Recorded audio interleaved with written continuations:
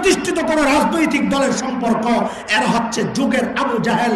ওই যুগের আবু জাহেলরা ডাইরেক্ট বলতো লা তাসমাউ লিহাযাল কুরআন ওয়ালগাউ ফি, কোরআন শুনবা না, কাউকে শুনতে দিবা না। শয়তান বড় বাটপার, বাটপার কোনোদিন এক পদ্ধতিতে ধোঁকা দেয় না। এই যুগের আবু জাহেলদেরকে দিয়া শয়তান একই বক্তব্য দেওয়াবে না, শয়তান এত বোকা না, সে বাটপার। এই যুগের আবু জাহেলদেরকে দিয়া শয়তান কাজ তো এটা উদ্ধার করতেছে, এমন এক প্রোপাগান্ডা চালাচ্ছে, অপপ্রচারের মাধ্যমে একটা নতুন প্রজন্ম তৈরি করছে, যাদের দিলের মধ্যে দাড়ির প্রতি ঘৃণা, টুপির প্রতি ঘৃণা তৈরি হচ্ছে। কেন? আস্তে আস্তে তারা দাড়িওয়ালা থেকে, টুপিওয়ালা থেকে দূরে সরে কোরআন থেকে বিচ্ছিন্ন হয়ে যাবে। আলেম থেকে বিচ্ছিন্ন হওয়া মানে কোরআন থেকে বিচ্ছিন্ন হওয়া। আজকে সমাজকে আলেম থেকে বিচ্ছিন্ন করার জন্য আলেমদের বিরুদ্ধে নানা রকমের অপপ্রচার চালানো হচ্ছে। দোস্ত, তাদের উদ্দেশ্যে নতুন প্রজন্মের নতুন পয়গাম আমরা শোনাতে চাই। এ কুলাঙ্গাররা শুনে রাখ, 1971 দেশ মুক্তির জন্য একবার মুক্তিযুদ্ধ হয়েছিল, ঈমান রক্ষায়, শরীয়ত রক্ষায়, কোরআনী শিক্ষা রক্ষায়। যদি আর একটি যুদ্ধের প্রয়োজন হয়, আবার যুদ্ধ হবে, আবার যুদ্ধ হবে।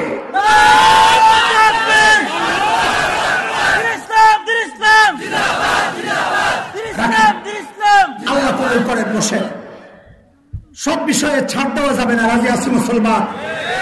ঈমান শরীয়তের জন্য, মানচিত্র রক্ষার জন্য আল্লাহ মাহমুদ শফি বা এরকম কোন মুরব্বীর যদি ডাক আসে, এরে আমার কলিজার টুকরারা, তোদের বুকের তাজা রক্ত দরকার, তোদের কল্লাগুলো দরকার। আজকে মানবতা আক্রান্ত, আজকে স্বাধীনতা বিপন্ন, আজকে ইসলাম আক্রান্ত। জীবন লাগবে জীবন, কল্লা লাগবে কল্লা। আল্লাহর রাহে ওই কল্লা দিতে কে কে প্রস্তুত? আল্লাহকে শান্তি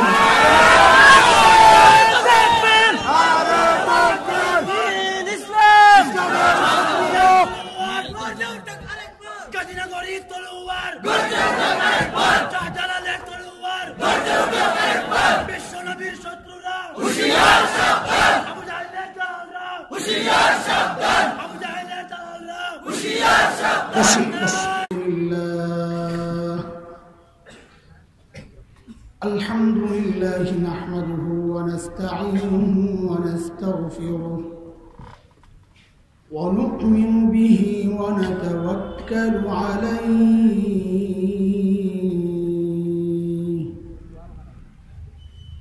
ونعوذ بالله من شرور أنفسنا ومن سيئات أعمالنا من يهد الله فلا مضل له ومن يضلل فلا هادي له وأشهد أن لا إله إلا الله وحده لا شريك له وأشهد أن سيدنا وسندنا وحبيبنا ومولانا محمدا عبده ورسوله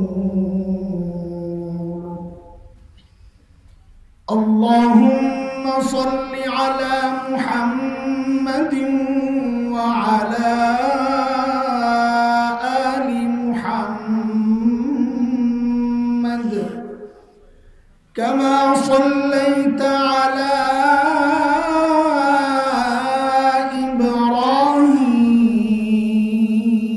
إبراهيم وعلى آل إبراهيم إنك حميد مجيد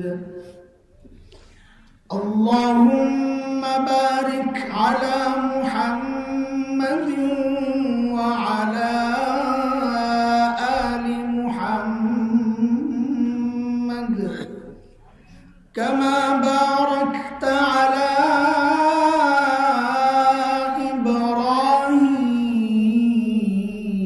إبراهيم وعلى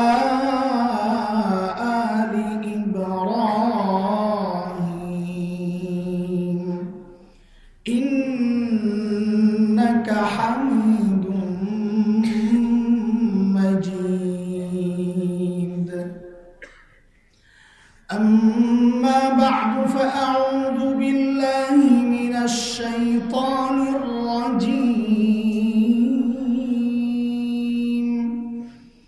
بسم الله الرحمن الرحيم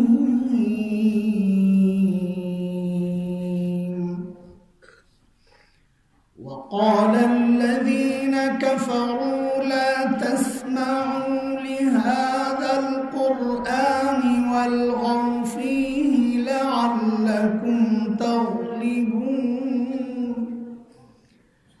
فلنذيقن الذين كفروا عذابا شديدا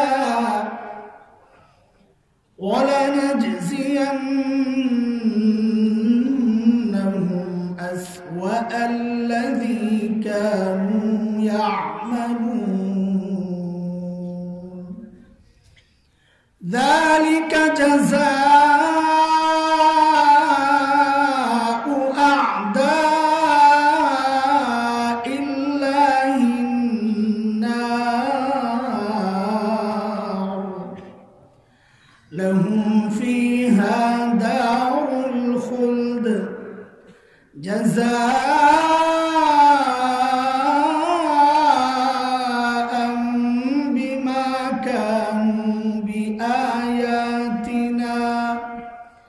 بما كانوا بآياتنا يجحدون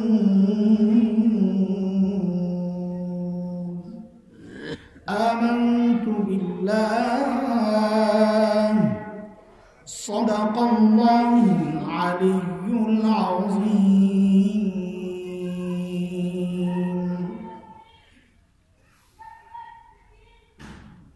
জামিয়া ইসলামিয়া হুসাইনিয়া দিরাই কর্তৃক আয়োজিত আজকের এই ইসলামী মহাসম্মেলনের সম্মানিত সভাপতি, উপস্থিত উলামায়ে কেরাম, মুরব্বিয়ানে আযম, দূর দূরান্ত থেকে আগত ইসলাম প্রিয় সুধী সমাজ, প্রিয় ছাত্র ভাইয়েরা, রব্বে করিমের অশেষ মেহেরবানি আর করুণা দয়া যে মহান মালিক এই গভীর রাত পর্যন্ত দ্বীনের মহাব্বতে, কোরআনের মহাব্বতে এই মজলিসে আমাদেরকে বসিয়ে রেখেছেন। আমরা বসে আছি দ্বীনের কিছু কথা শুনবো। এই জন্যে এটা মালিকের অনেক বড় দয়া আর করুণা। মালিক নিজে বলেছেন এটা, যে বান্দার দিলটা আমি দিন বুঝার জন্য খুলে দেই, ওই বান্দা সারাক্ষণ আমার স্পেশাল নূরের আওতায় থাকে। আর যার দিলকে আমি শক্ত করে দিই, দিন বুঝার মানসিকতা যাকে দেই না, মালিক বলেন ওই বান্দা তো গুমরাহি আর ভ্রষ্টতায় নিমজ্জিত হয়। সূরা জুমার আয়াত নম্বর 22 রব্বে করিম এই কথাটা বলেন। রব বলেন, আফামান শারাহাল্লাহু সাদরাহু লিল ইসলাম ফাহুয়া আলা নূরিন মির রাব্বিহি ফাওয়াইলুল লিল কাসিয়াতি কুলুবুহুম মিন যিকরিল্লাহ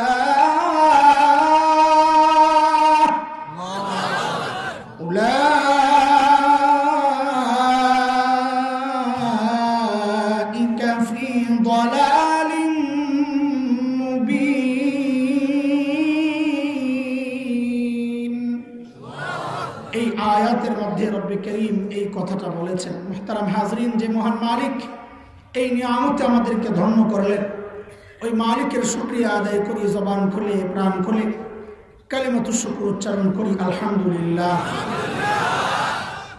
শুরুতেই আপনাদের কৃতজ্ঞতা জানাই যে এত রাত পর্যন্ত আপনারা বসে আছেন। আল্লাহ আপনাদের এর উত্তম জাযা দুনিয়া আখিরাতে উত্তম জাযা দান করেন।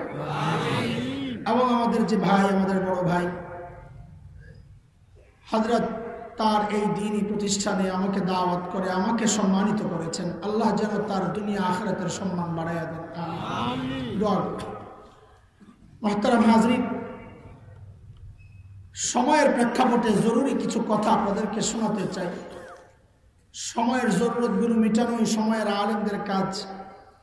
ওই জিম্মাদারি সামনে রেখে আপনাদের সামনে সূরা হামিম আস-সাজদার 3টা আয়াত আমি তিলাওয়াত করেছি, 27, 28, 29 নম্বর আয়াত। আয়াতগুলো, প্রথম আয়াতটা কাফেরদের একটা বক্তব্য আল্লাহ আমাদেরকে জানিয়েছেন। শেষ 2 আয়াতে আল্লাহ কাফেরদের বক্তব্যের জবাব দিয়েছেন। প্রথম আয়াত আমি আগে তর্জমা শোনাই, তারপর মূল কথায় যাব ইনশাআল্লাহ। প্রথম আয়াতে কাফেরদের বক্তব্যটা এমন, কাফেররা বলে وقال الذين كفروا لا تسمعوا لهذا القرآن والغوا فيه لعلكم تغلبون। যারা কাফির তারা বলে এই কোরআন শুনবা না, এবং কোরআনের তিলাওয়াত যেখানে হবে, কোরআনের আলোচনা যেখানে হবে, সেখানে হট্টগোল তৈরি করবা, তাইলে তোমরা জয়ী থাকবা। এটা কাফেরদের বক্তব্য। আল্লাহ তাআলা তাদের এই বক্তব্যের জবাব দিয়েছেন শেষ 2 আয়াতে। মালিক বলেন فَلَنُذِيقَنَّ الَّذِينَ كَفَرُوا عَذَابًا شَدِيدًا وَلَنَجْزِيَنَّهُمْ أَسْوَأَ الَّذِي كَانُوا يَعْمَلُونَ। আল্লাহ বলেন যারা কাফির এদেরকে আমি অবশ্যই কঠিন শাস্তি ভোগ করাব, এবং তাদের এই অপকর্মের শাস্তি আমি আল্লাহ তাদেরকে কড়ায় গন্ডায় বুঝিয়ে দিব। দ্বিতীয় আয়াত। তৃতীয় আয়াত, শেষ কথা মালিকের, ذَلِكَ جَزَاءُ أَعْدَاءِ اللَّهِ النَّارُ لَهُمْ فِيهَا دَارُ الْخُلْدِ جَزَاءً بِمَا كَانُوا بِآيَاتِنَا يَجْحَدُونَ। আল্লাহ বলেন আল্লাহর দুশমনদের এই শাস্তি অর্থাৎ জাহান্নাম, এই জাহান্নামে তারা চিরকাল থাকবে, কারণ তারা আল্লাহর আয়াতকে অস্বীকার করেছে। এই হচ্ছে আয়াত 3টার মোটামুটি তর্জমা। ইমাম কুরতুবী রাহমাতুল্লাহি আলাইহি তাফসীর কুরতুবীর মধ্যে রাইসুল মুফাসসিরিন হযরত আব্দুল্লাহ ইবনে আব্বাস রাদিয়াল্লাহু তাআলা আনহুমার একটা বর্ণনা এনেছেন। তিনি বলেন এই আয়াতগুলো আল্লাহ মক্কার কাফেরদের সম্পর্কে নাজিল করেছেন। আমার সাথে একটু কথা বলেন, কাদের সম্পর্কে? মক্কার কাফেরদের সম্পর্কে। আপনাদের বোঝার সুবিধার্থে, আমার বলার সুবিধার্থে আমি পুরা বয়ানে মক্কার কাফির আর বলবো না, আমি বলবো আবু জাহেলদের সম্পর্কে নাজিল করেছে। থাকবে ইনশাআল্লাহ। মূলত বক্তব্যটা কি? 2টা মূল কথা। দেখেন, আমাদেরকে যারা চিনেন তো চিনেন, না চিনলে একটু বুঝে নেন। আমাদের মূল টার্গেটের কথাগুলো পর্যন্ত পৌঁছতে আমাদের লম্বা সময় লাগবে। আমি উদাহরণ দিয়ে বলি যে দেখেন, হাল চাষ করতে গেলে কৃষকরা ফসল করে না, ক্ষেত কামান এখানে করে, তো বীজ লাগাইতে সময় লাগে না ওই ক্ষেতটা তৈরি করতে সময় বেশি লাগে? বলেন না, তৈরি করতে সময় বেশি, বীজ লাগাইতে সময় বেশি লাগে। তো আগে আপনাদের মাথা ঠিক করতে হবে, আগে জমিন ঠিক করতে হবে, এরপর আমাদের টার্গেটের কথাটা আমরা আস্তে করে বসায় দেব, তো বুঝতে সহজ হবে ইনশাআল্লাহ। এই জন্য আমি একটা উদাহরণ দিই। বাড়িতে মেহমান আসছে, তো মেজবান বাড়িওয়ালা হোস্ট তিনি বলেন আমি একটু বাজার থেকে আসি। তো মেহমান বলে কি আপনাদের দিরাই বাজারটা আমিও একটু দেখতে চাই। তো বলে চলেন।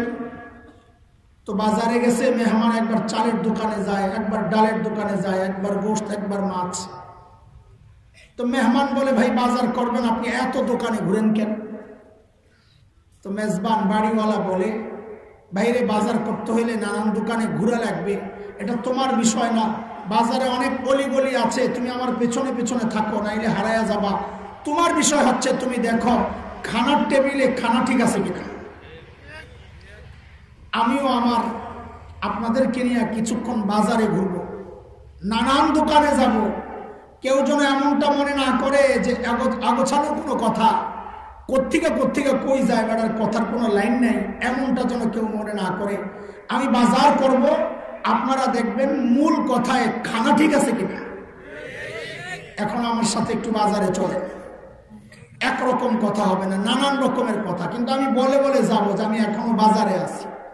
এমন কারো বাজারে বিরক্ত লাগলে বাড়ি যায় ঘুমানো, আপনার আটখানোর দরকার আছেন ইনশাআল্লাহ? ঘুমান নাই তো কেউ? দেখেন কিন্তু ঘুমাইলে কথা বলা যাবে না। কে কে ঘুমাইছেন একটু হাত তুলে দেখেন তো। আল্লাহ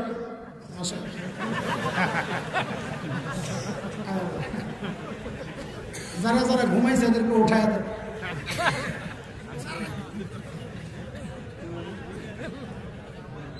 আচ্ছা ঠিক আছে, ঠিক আছে, আপনাদেরকে একটু উঠাইলাম আর কি। খেয়াল করে, বক্তব্যের মূল কথা দুইটা।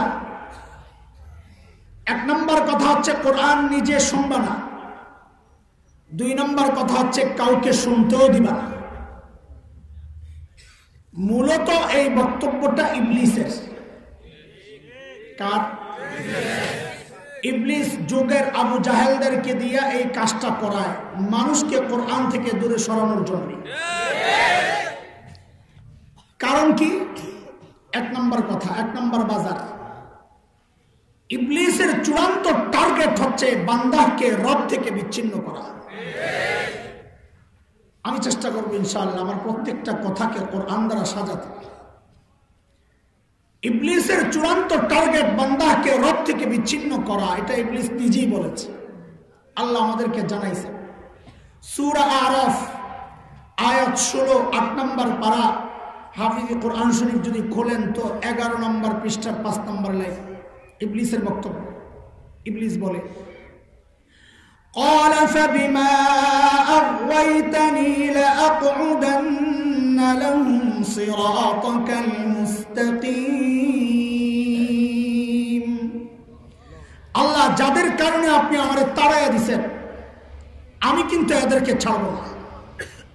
বলে কি করবি? বলে তারা যেই রাস্তা দিয়ে আপনার কাছে আসবে সিরাতে মুস্তাকিম, আমি ওই রাস্তায় বসে যাব, আসতে দিব না।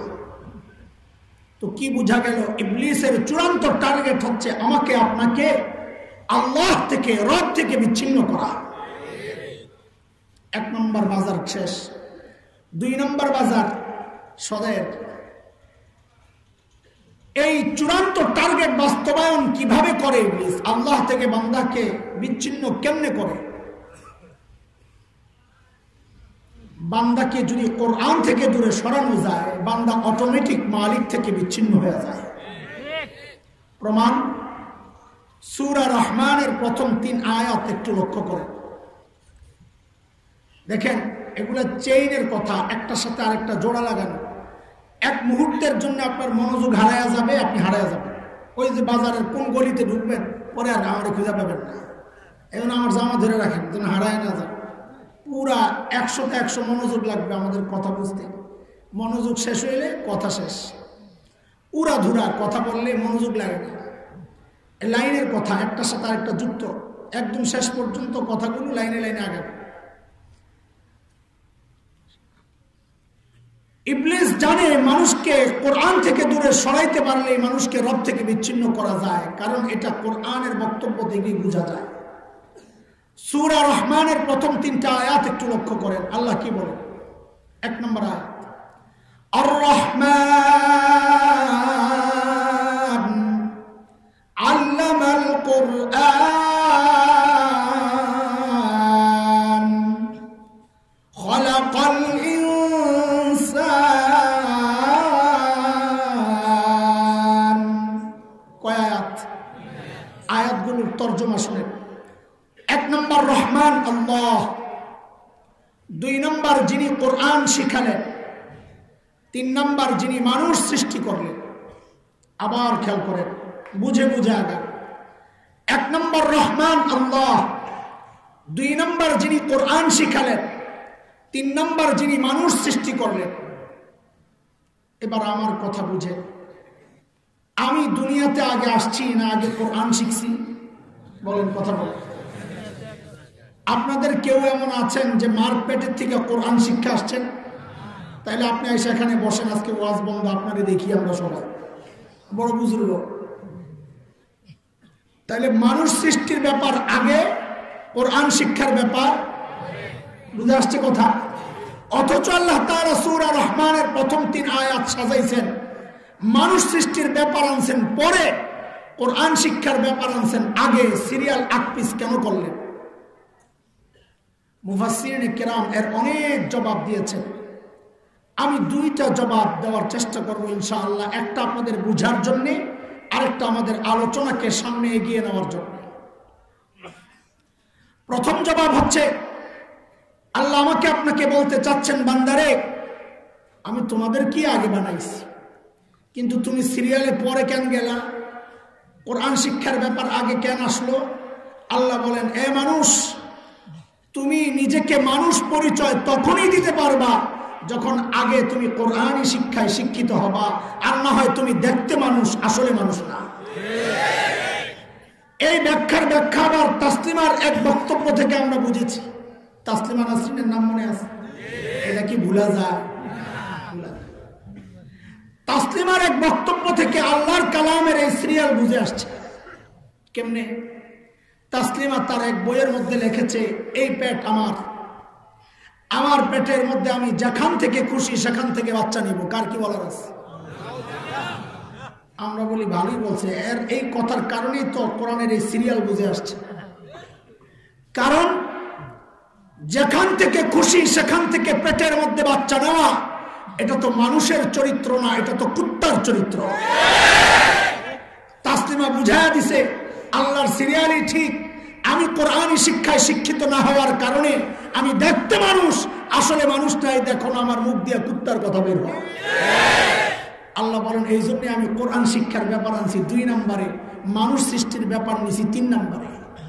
আগে কোরআন শিখো, তাইলে তুমি মানুষ, নাইলে দেখতে মানুষ, আসলে মানুষ না। বুঝে আসছে এই ব্যাখ্যা? 2 নম্বর ব্যাখ্যা, যেটা আমাদের আলোচনাকে এগিয়ে নেওয়ার জন্য জরুরি। খেয়াল করেন, আয়াতগুলোকে উপর থেকে নিচের দিকে সাজান। উপরে আর রহমান, মাঝখানে আল্লামাল কোরআন, নিচে খালাকাল ইনসান। উপরে রহমান, মাঝখানে কোরআন, নিচে ইনসান। আল্লাহ বলেন, বান্দারে আমি রহমান উপরে, তুমি মানুষ নিচে। আমি রহমানের সাথে, আমি রহমানের রহমত যদি তুমি মানুষ পর্যন্ত আনতে চাও, রহমানের রহমত যদি মানুষ পর্যন্ত আনতে চাও, দুনিয়ার কোনো তন্ত্র মন্ত্র কাজ হবে না, দুনিয়ার কোনো ইজম কাজ হবে না, কোনো সিস্টেম কাজ হবে না। রাস্তা একটাই, রহমান আর বান্দার মাঝখান দিয়ে কোরআনকে ঢুকায়া দাও। আল্লাহর বান্দার মাঝখানে কোরআন ঢুকবে, তা আল্লাহর রহমত অটোমেটিক বান্দার উপর চলে আসবে। বুঝা গেল মালিকের সাথে সম্পর্কের রাস্তা একটাই, মাঝখানে কোরআনকে ঢুকায়া দাও। এই খবর শয়তানের আছে কিনা? না নাই? আমার আপনার খবর না থাকলেও হযরতের আছে। এই জন্য শয়তানের চূড়ান্ত টার্গেট হচ্ছে বান্দাকে কোরআন থেকে দূরে সরানো। কারণ শয়তান জানে কোরআন থেকে দূরে সরাইলে বান্দাকে রব থেকে দূরে সরানো সহজ হয়ে যাবে। বুঝে আসছে এই পর্যন্ত কথা? কি বাজার করতেছি বুঝতেছেন? হ্যাঁ, বুঝতে থাকেন ইনশাআল্লাহ। কিন্তু দোস্ত, শয়তান বড় বাটপার। বাটপার কোনোদিন মানুষকে এক পদ্ধতিতে ধোঁকা দেয় না, জানেন তো? একটা ছোট্ট গল্প শুনেন, দেখেন। আমি কিচ্ছা বলি না বয়ান, কারণ সময় নষ্ট। সময় নষ্ট করার সময় আমাদের হাতে নাই। এত কথা এগুলো কখন শেষ করব? কথা না থাকলে না সময় নষ্ট। আমাদের এক ওস্তাদ বলতেন, মুরব্বীরা আছে, আপনারা শুনেন না, মারিফতি আঙ্গুলটা কানে দেন। যারা মুরব্বী আছেন, আমি পোলাপান দিব, ওই যেই পোলাপানের নাই কিচ্ছু, বাসর রাতে হ্যাঁ কিচ্ছা কয়, মাথা লড়স না, বুঝছো? সেটা খুব ভালো মতো আপনাই আমার ভালো মত। বাসর রাতে কেউ কিচ্ছা বলে গাধা, কি করবে বেচারা, কিচ্ছা বলে তো সময়টা কাটাইতে হবে। আমাদের অত সময় নাই যে কিচ্ছা বইলে টাইম পার লাগবে। তাও মাঝে মধ্যে দুই একটা বলা লাগে, কিন্তু সালাদ না দিলে তো বিরিয়ানি মজা লাগে না। এক চোর গেছে বুড়ার বাড়িতে চুরি করার। কার বাড়িতে? বুড়া আবার মাইন্ড করেন না যে আমার বাড়ি কেন, জোয়ানের বাড়িতে যাইতে পারে না। চোরার আজকাল জোয়ানদের বাড়িতে চুরি করতে যায় না। আমি চা খাবো না, যদি মায়া লাগে একটু একটা বালিশ আনে। চা খাবো না বলতে বয়ানের সময় খাই না, এর মানে এটা না পরে আবার দিবেন না, আবার কোন বিপদে বললাম এটা বইলা নিয়ে যাও। মুরব্বীরা কেউ খায় আচ্ছা লাগে, বসে বসে খান আসতে আসতে। বয়ানের সময় চা খাই না, কারণ বলবো না, তাইলে জারি দিছে খাইবো না। খায় আমার ওই যে কোমরে ব্যথা, তো একটা বালিশ হলে ভালো হবে। আজকে তো তাহাজ্জুদ পর্যন্ত সময় চুক্তি না, দেশ কইলাম পরে উঠা গেলে কিন্তু বাংলা সারাদিন সারা। আমি তো কোনো সময় দিরায় আসি নাই, ভাইয়ের সম্মানে আসছি বহু কষ্ট করে বহু দূর থেকে। তো আজকে যা করে একটা বোঝাপড়া হবে তোমাদের সাথে। আচ্ছা খেয়াল করে, চোর গেছে কার বাড়িতে চুরি করার জন্য? তো বুড়া মনে মনে বলে আমারই পাইলেন, কেন জোয়ানদের বাড়িতে যায় না? না রে বাজান, চোররা আজকাল জোয়ানদের বাড়িতে চুরি করতে যায় না। কেন? যাই দেখে রাত্রে 12টার সময় চুক্তি দিয়ে দেখে ঘুমায় না, 2টা যায় ঘুমায় না, সারা রাত শুয়ে শুয়ে ফেসবুক চালায়। এই জন্য চোরারা এখন বুড়ার বাড়ি খোঁজে, কিন্তু চোর জানে না বুড়াও ফেসবুক চালায়। বাকি বুড়ার ফেসবুক তোমার মতো মোবাইল না, বুড়ার ফেসবুক হলো পানসাপা। এক একজনের ফেসবুকের ধরন আলাদা। এক চোর গেছে এক বুড়ার ঘরে চুরি করতে। আনছে না? আশা দে ভাই, ঠিক করে না, ওইটা ঠিক আছে, দাও বিসমিল্লাহ। মাশাআল্লাহ, জাযাকুমুল্লাহ, এইটা ঠিক আছে।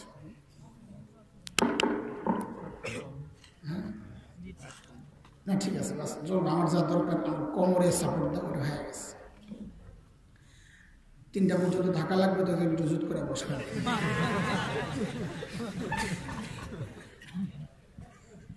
চোর যে বুড়ার বাড়িতে ঢুকছে, বুড়া কিন্তু টের পাইছে, শুয়ে শুয়ে পান চাপায়। তো বুড়া কিচ্ছু বলে না, কারণ ঘরের মধ্যে বললে চোর তো কিল কিল দিয়ে যাবে গা, চিল্লান দিলেও কেউ শুনবে না ঘরের ভিতর। তো বুড়া অপেক্ষায় আছে, তুই খালি বাইরে যা। চোর গাঠি টাটি গোল করে নিয়ে বাইরের উঠানে নিয়ে রাখছে, এর মধ্যে চাচায় যায় খাপ করে ধরছে। চোর তো ডিজিটাল চোর, লড়ে চোরেরা। আগেরকার দিনের চোরেরা খালি গায়ে যাইতো তেল টেল মাইখা, ধরলে যেন পিছলাইয়া যায়। আর এখনকার ডিজিটাল চোর মাথায় তেল মাখে, মাথা ঠান্ডা রাখে, ধরা খাইলে যেন বুদ্ধি করে বাইর হওয়া যায়। চোররে যে ধরছে, চোর নড়ে চড়ে না, একদম চুপচাপ চাচার মুখের দিকে তাকায় রয়েছে। চাচা তো বড় অবাক, কিরে এটা কোন মার্কা চোর, কিরে তুই এইভাবে তাকায় রয়েছিস কেন? বড় আফসোস লাগতেছে, আমি কই চুরি করতে আসলাম, কই আসছস, কি সমস্যা? বলে কাকা, আপনার চেহারাটা পুরো আমার আব্বার মতো। চাচার ছেলে থাকে বিদেশ, যেই না বলছে এই কথা আব্বার মতো, চাচার মন আসলে গেছে নরমে। তারপরে একটা ভাব লইছে, চুরি করতে আসছিস কেন? এটাই তো চিন্তা করতেছি, আমার থানায় নিয়ে আসো। থানার দিকে রওনা। একটু পরে বলে, উহু কি সমস্যা? শীত, এমন তো সমস্যা নাই, ভয় পাইতেছি, পুলিশ তো হাজতে সারা রাত ফালাইয়া রাখবে, শীতে না মইরেই যাই, আল্লাহ জানে। তুই শীতের রাতে তুই শীতের কাপড় ছাড়া কেন আসছিস? বাজান, আমি কি শীতের কাপড় ছাড়া আসছিলাম? আমি তো চাদর গায়ে দিয়ে আসছিলাম, চাদর গায়ে দিয়ে গাঠটি গোল করতে ঝামেলা, এই জন্য চাদরটারে রাইখা কাম সারছি, মনে করছি গাঠটিটা রাইখা চাদর আনতে যাবো, এর মধ্যেই তো আপনি ধরলেন। চাদর কই? আপনার ঘরে। এখন একটু সুযোগ দিলাম, নিয়ে যা। চোর গেছে ঘরে, চাচা কিরে চাদর পাস না, লাইটটা জ্বালা, কি খবর টবর নাই। চাচা কি ব্যাপার, কি পায় না? আইসা আয়া লাইট জ্বালায় দেখে, হায় মাহবুব, চাচা যেই কম্বলটা গায়ে দিয়া শুয়ে ছিলেন, চোরা ওই কম্বলটা লইয়া পালাইছে। চাচা মনে মনে চিন্তা করতেছে, ভাতিজা তুমি আবার আসবা, গাড়ি তো লয়ে গেছে। ঠিকই কয়দিন পরে ওই চোর আবার আসছে ওই বাড়িতে। চাচা তো এবার রেডি, এইবার আব্বা ডাইরেক্ট বললো ছাড়ুন না। চোর গাট্টি গুট্টি নিয়ে নেই, যেই বাহিরে রাখছে এর মধ্যে কাকায় যায় খপ করে বসছে। আগের মতো চোর আর চুপচাপ দাঁড়ায় রয়ে নাই, উল্টা এবার চাচার হাত ধরে টানে। কইটা নস্কর থানায় চলে, চুরি করলি তুই, আমি যাবো থানায়, কারণ আমারে নিয়ে চলে। তুমি আমারে আবার ধোকা দেওয়ার চেষ্টা করতো না বাজান, এই কাম আমি আর করবো না। আগের বার আপনি মায়া করে আমারে ছাড়ছেন, আমি ঘরে যাই আপনার দামি কম্বলটা দেখা লোভ আর সামলাইতে পারি নাই, ওটা নিয়ে ভাগছি, আমারে থানায় দেন। কয় চল। কিছু দূর যায়, বলে ও কিরে কি সমস্যা, পায়ে কাটা ঢুকছে কাকা। তো কাটা ঢুকছে, তুই জুতা ছাড়া আসছিস কেন? আমি কি জুতা ছাড়া আসছিলাম? জুতা পায়ে দিয়ে গাট্টি গোল করলে চটচট আওয়াজ হয়, এই জন্য জুতাটা খুইলা কামড়া সারছি। কত জুতা কই? আপনার ঘরে। ও তুমি আবার জুতা আনতে যাইয়া পালাইবা? আস্তাগফিরুল্লাহ, এই কাম আমি করুন না। একটু যদি মায়া করেন আমি দাঁড়াই, জুতাটা আপনি লয়ে চাষাকে হাতি দাঁড়া, আমি জুতা লয়ে চাষা গেছে জুতা আনতে, আয়া দেয় হায় মাহমুদ, চোরাও নেই গাঠিও নেই। আপনাদেরকে হাসানোর জন্য কথাটা বলা না, বুঝার জন্য। একটা সামান্য সিসকে চোর, সে পর্যন্ত ধোকা দেওয়ার ক্ষেত্রে এক পদ্ধতি গ্রহণ করে নাই, একবার নিজে গেছে, একবার চাচারে পাঠাইছে। তাই সমস্ত বাটপারের গডফাদার ইবলিস আমাকে আপনাকে ধোকা দেওয়ার ক্ষেত্রে একই পদ্ধতি গ্রহণ করবে, এটা আপনি কি করে চিন্তা করেন? এটা ইবলিসের নিজেরও কথা, এটা ইবলিসের নিজেরও কথা। আল্লাহ, আমি আপনার বান্দাদেরকে এক পদ্ধতিতে ধোকা দিব না। সূরা আরাফ আয়াত 17। ইবলিসের বক্তব্য আল্লাহ আমাদেরকে জানায়া দিয়েছেন। ইবলিস বলে, ثُمَّ لَآتِيَنَّهُم مِّن بَيْنِ أَيْدِيهِمْ وَمِنْ خَلْفِهِمْ وَعَنْ أَيْمَانِهِمْ وَعَنْ شَمَائِلِهِمْ وَلَا تَجِدُ أَكْثَرَهُمْ شَاكِرِينَ। আল্লাহ, আমি আপনার বান্দাকে সামনে দিয়া, পেছন দিয়া, ডান দিয়া, বাম দিয়া ধোঁকা দিব। মুফাসসিরিনে কেরাম বলেন, এর অর্থ হচ্ছে শয়তান আমাকে আপনাকে এক পদ্ধতিতে ধোঁকা দিবে না। আমরা কোথায় আছি এখন? বলেন কোথায় আছি? কথা যেন হারায় না যায়, একদম লাইন থাকে, মনোযোগ পুরা 100তে 100। মুহতারাম হাজরিন, শয়তান যে আমাকে আপনাকে এক পদ্ধতিতে ধোঁকা দেয় না, ঠিক 2 আয়াত পর 20 এবং 21 নম্বর আয়াত সূরা আরাফ, আল্লাহ আমাকে আপনাকে উদাহরণ দিয়েছেন। উদাহরণ, এরে বান্দা দেখ, শয়তান যে চ্যালেঞ্জ করেছে এক পদ্ধতিতে ধোঁকা দিবে না, চতুর্মুখী হামলা করবে।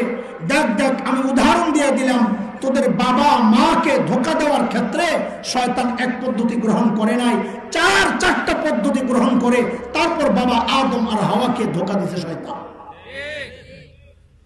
আয়াত নম্বর 20-21 খেয়াল করেন, আল্লাহ বলতেছেন, فوسوس لهما الشيطان ليبدي لهما ما وري عنهما من سوآتهما وقال ما نهاكما ربكما عن هذه الشجرة إلا أن تكونا ملكين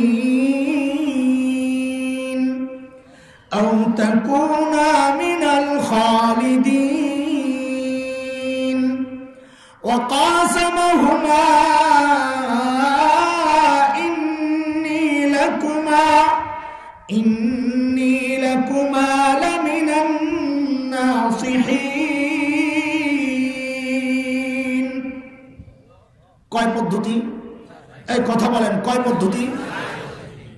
আদম আর হাওয়া আলাইহিস সালামকে ধোঁকা দেওয়ার ক্ষেত্রে শয়তান 4-4টা পদ্ধতি গ্রহণ করছে। কোরআনে আল্লাহ উদাহরণ দিয়েছে। আয়াতগুলোর তর্জমা করব না, আমি শুধু একটু ধোঁকাগুলো দেখায় দিই শয়তান কি কি পদ্ধতি গ্রহণ করছে, কারণ ওই প্রত্যেকটা পদ্ধতি এখন শয়তানের দালালরা আমাদের বিরুদ্ধে ব্যবহার করে। পদ্ধতিগুলো জানা থাকলে ধোঁকা খাওয়া থেকে বাঁচা সহজ হয়ে যাবে। শয়তানের এক নম্বর ধোঁকা, মা নাহাকুমা রাব্বুকুমা আন হাযিহিস শাজারা, আল্লাহ আপনাদেরকে এই নির্দিষ্ট গাছের ফল খাইতে নিষেধ করেছেন। ওলামায়ে কেরাম বুঝেন আগে মারেফা না কেরার পেজ দিছে। এইবার সাধারণ মানুষ বুঝেন, ধরেন কথার কথা এই লাইনে 10টা কাঁঠাল গাছ আছে, শয়তান কি বলে কাঁঠাল খান না কেন? আল্লাহ মানা করছে। আল্লাহর কথা তো আপনারা বুঝেন নাই, আল্লাহ এই নির্দিষ্ট গাছের কাঁঠাল খাইতে মানা করছেন, আরো যে 9টা গাছ রয়ে গেছে ওগুলা তো মানা করেন নাই, ওগুলা খান। ধোকাটা খেয়াল করছেন? সময় দিয়া বুঝেন, কোরআনকে সময় দিয়া বোঝা লাগবে। যুবক মাদ্রাসার ছাত্ররা, কোরআনকে সময় দিয়া বোঝা লাগবে। এই ধোকা তো শয়তান দিছে বাবা আদম আর হাওয়াকে। তুমি কি মনে করছো এই ধোকা এখন কেউ আম করে দেয় না?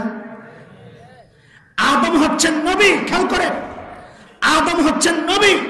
নবীকে শয়তান বলছে আপনি আল্লাহর কথা বুঝেন নাই। ঠিক একই পদ্ধতি এখন চলছে। দুনিয়ার কিছু মানুষ এখন আলেমকে দিন বুঝাইতে আসে, শয়তান যেমন নবীকে আল্লাহর কথা বুঝাইতে গেছে।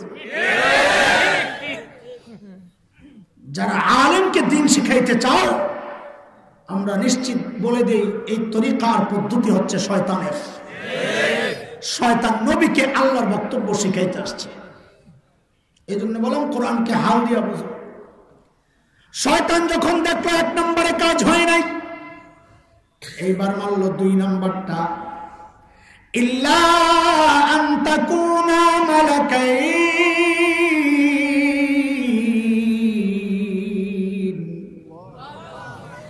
এই ফল আল্লাহ কেন খাইতে নিষেধ করছেন আপনি জানেন?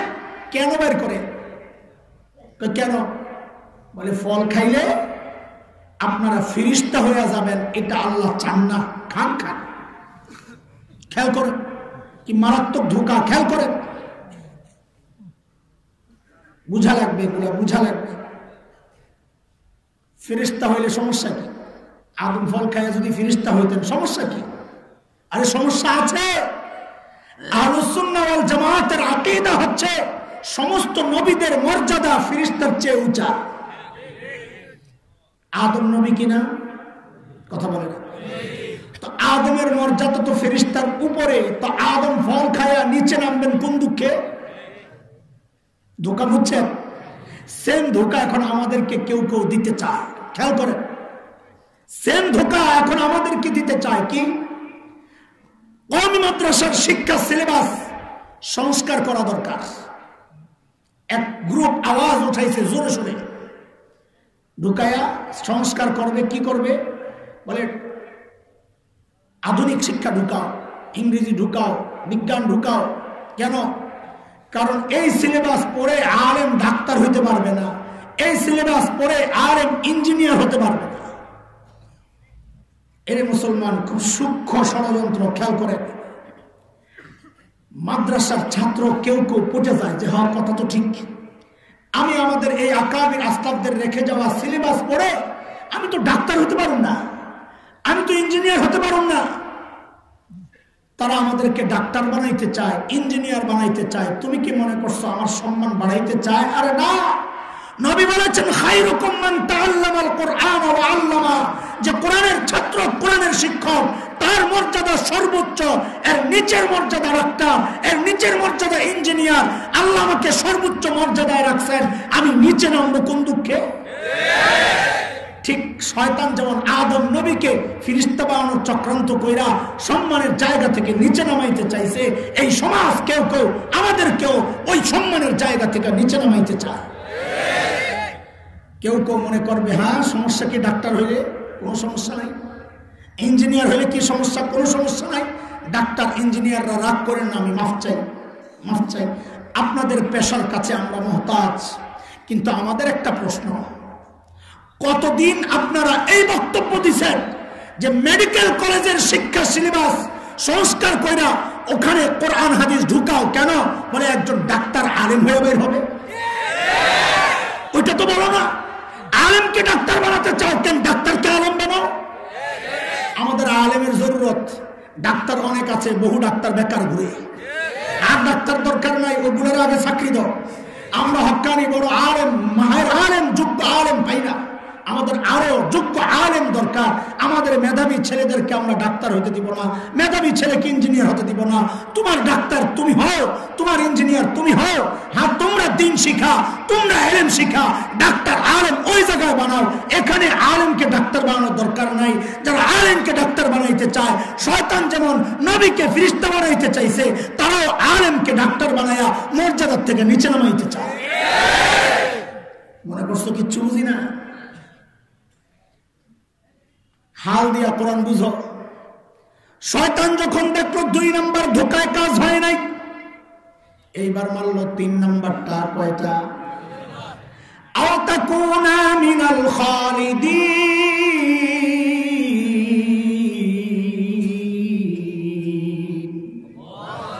এই ফল আপনারা খান। বলে কেন? ফল খাইলে জান্নাতে স্থায়ীভাবে থাকার ব্যবস্থা হয়ে যাবে। আল্লাহ চান না আপনারা জান্নাতে স্থায়ীভাবে থাকেন, খান। এটা আল্লাহর মর্জির খেলাফ বক্তব্য। কেন? আল্লাহর মর্জি কি? আল্লাহ আদম আর হাওয়াকে জান্নাতে স্থায়ীভাবে থাকার জন্য বানানি। আল্লাহ তো বানাইছেন দুনিয়ায় পাঠাবেন। কোথায়? কথা বলে। وَإِذْ قَالَ رَبُّكَ لِلْمَلَائِكَةِ إِنِّي جَاعِلٌ فِي الْأَرْضِ خَلِيفَةً। আমি প্রতিনিধি পাঠাবো কোথায়? বলেন কোথায়? জমিনে, দুনিয়া। আদম আর হাওয়াকে আল্লাহ জান্নাতে স্থায়ীভাবে থাকার জন্য বানানি না। বাকি একটা প্রশ্ন আসে বড়, ওই প্রশ্ন আমি করি। যদি আপনাদের প্রশ্নটা মনে হয় প্রশ্ন, তাইলে জবাব দিব, না হয় খোঁচায় আমার কথা বড় করার দরকার নেই। প্রশ্ন হচ্ছে, আদম আর হাওয়াকে আল্লাহ যদি দুনিয়ায় পাঠানোর জন্যই বানায়া থাকেন, তো মাঝখান দিয়া জান্নাতে ঘুরাইয়া আনলেন কেন? এই জন্যই তো গন্ডগোল লেগে গেল। ডাইরেক্ট দুনিয়ায় পাঠাইয়া দিলে হয়তো শয়তানের সাথে দেখা সাক্ষাৎ হইতো না, আর এত গন্ডগোল লাগতো না। প্রশ্ন জাগে না? জাগে না? বল। জান্নাত থেকে ঘুরে আসছেন কেন? ডাইরেক্ট দুনিয়া আসলে কি সমস্যা ছিল? বানাইছেন তো দুনিয়ায় পাঠাবেন বইলা, তো দুনিয়ায় পাঠাবেন বইলা বানাইয়া জান্নাতে পাঠাইলেন কেন? প্রশ্ন জাগে তো? উত্তর শুনেন। জাগলে উত্তর, না জাগলে দরকার নাই। কুরআন আল কারীমের সূরা তাওবা আয়াত 111, 11 নম্বর পারা, 3 নম্বর পৃষ্ঠার 9-10 নম্বর লাইন। আল্লাহ তাআলা আমাকে আপনাকে জান্নাত বিক্রির প্রস্তাব করছেন। ইন্নাল্লাহা আশতারা মিনাল মুমিনিনা আনফুসাহুম ওয়া আমওয়ালাহুম বিআন্না লাহুমুল জান্নাহ। মুমিন, তোমার জান আর মালের বিনিময়ে আমি জান্নাত বিক্রি করতে চাই। কে কে কিনতে রাজি? আল্লাহু আকবার। কে কে জান্নাত কিনতে রাজি? আল্লাহু আকবার। মাশাআল্লাহ, হাত নামান তাড়াতাড়ি। জান্নাত যে কিনতে রেডি হয়ে গেলেন, হাত উঠাইয়া। বুজুর্গ ওলামায়ে কেরাম বসা, ফতুয়া জিজ্ঞেস করেন তো কোন জিনিস না দেখা কিনা যায়নি? পানির নিচে মাছ বিক্রি করা যায়? দেখা যাওয়া লাগবে তো। জান্নাত না দেখাই যে কেনার জন্য রেডি হয়ে গেলেন। এই জন্য নাস্তিক মুরতাদরা বলে আমরা নাকি অন্ধবিশ্বাসী, যা শুনি তাই বলে বিশ্বাস করি। আমরা অন্ধবিশ্বাসী না, বুঝে শুনি বিশ্বাসী। কোথায়? জান্নাত তো না দেখে কেনার জন্য রেডি। মাসালাও তো বেশ লেগে গেছে। বুঝেন? আপনাদের এলাকায় মেয়েদেরকে বিয়ে দিলে শ্বশুর বাড়ি দেখার জন্য মেয়ে নিজে যায় না গার্জিয়ান যায়? বুঝে বললেন? কে যায়? সমাজে মেয়ে আছে 2 রকমের মেয়ে। এক রকমের মেয়ে হচ্ছে মা বাবার বাধ্য সন্তান। ওই মেয়ের সামনে বিয়ে শাদীর আলাপ হইলে মেয়ে লজ্জায় আরেক ঘরে চলে যাবে। আমার কিছু জানার দরকার নাই, আপনারা যা ভালো মনে করেন তাই করেন, আপনারা যা দেখে আসেন, আমার কিছু দেখার নাই। কিন্তু মেয়ে যদি হয় ঢাকার শাহবাগের স্লোগান কন্যা, আছে না?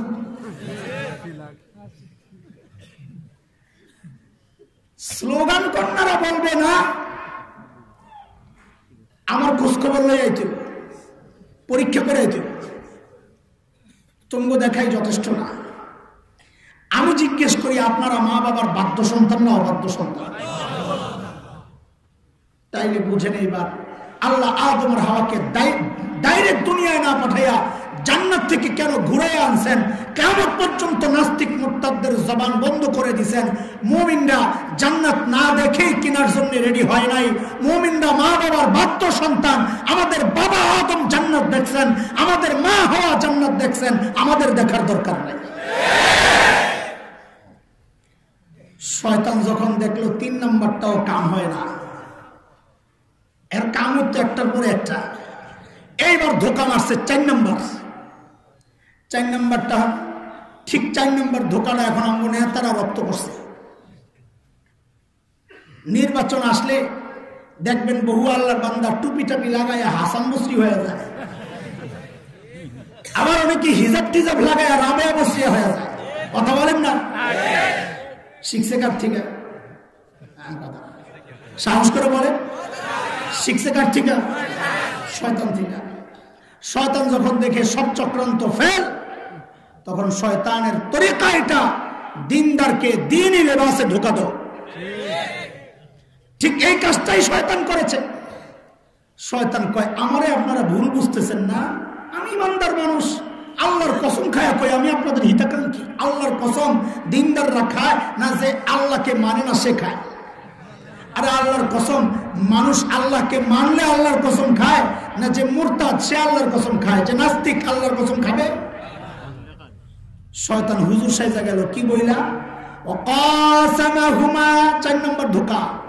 ওয়াকাসামাহুমা ইন্নী লাকুমা লামিনান নাসিহিন।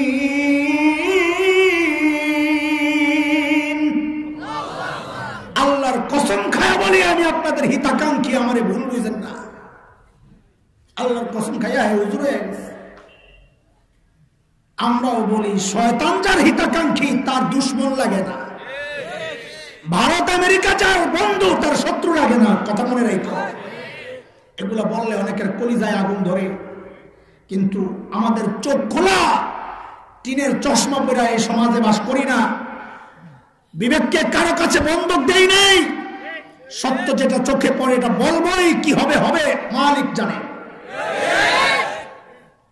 ভারতের সেবাদাস গোলামরা এগুলা বললে কষ্ট পায়, যে না ভারত আমাদের বন্ধু, অনেক কিছু দেয়।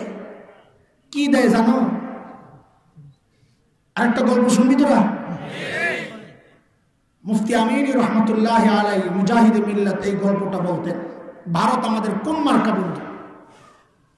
এক পিসাব আল্লাহ ওয়ালা বুজুর্গ একজনকে খেলাফত দিছে। পিসাব সরল সোজা মানুষ, দেখছে লোকটা দরবেশ। দরবেশ তো বুঝেন? দরবেশ বুঝেন তো? দরবেশ সুফি সাহেব। পিসাব মনে করছে দরবেশ, খেলাফত দিয়ে দিছে। লোকটা আসলে দরবেশ ছিল না, ছিল হলো ধরে বেশ।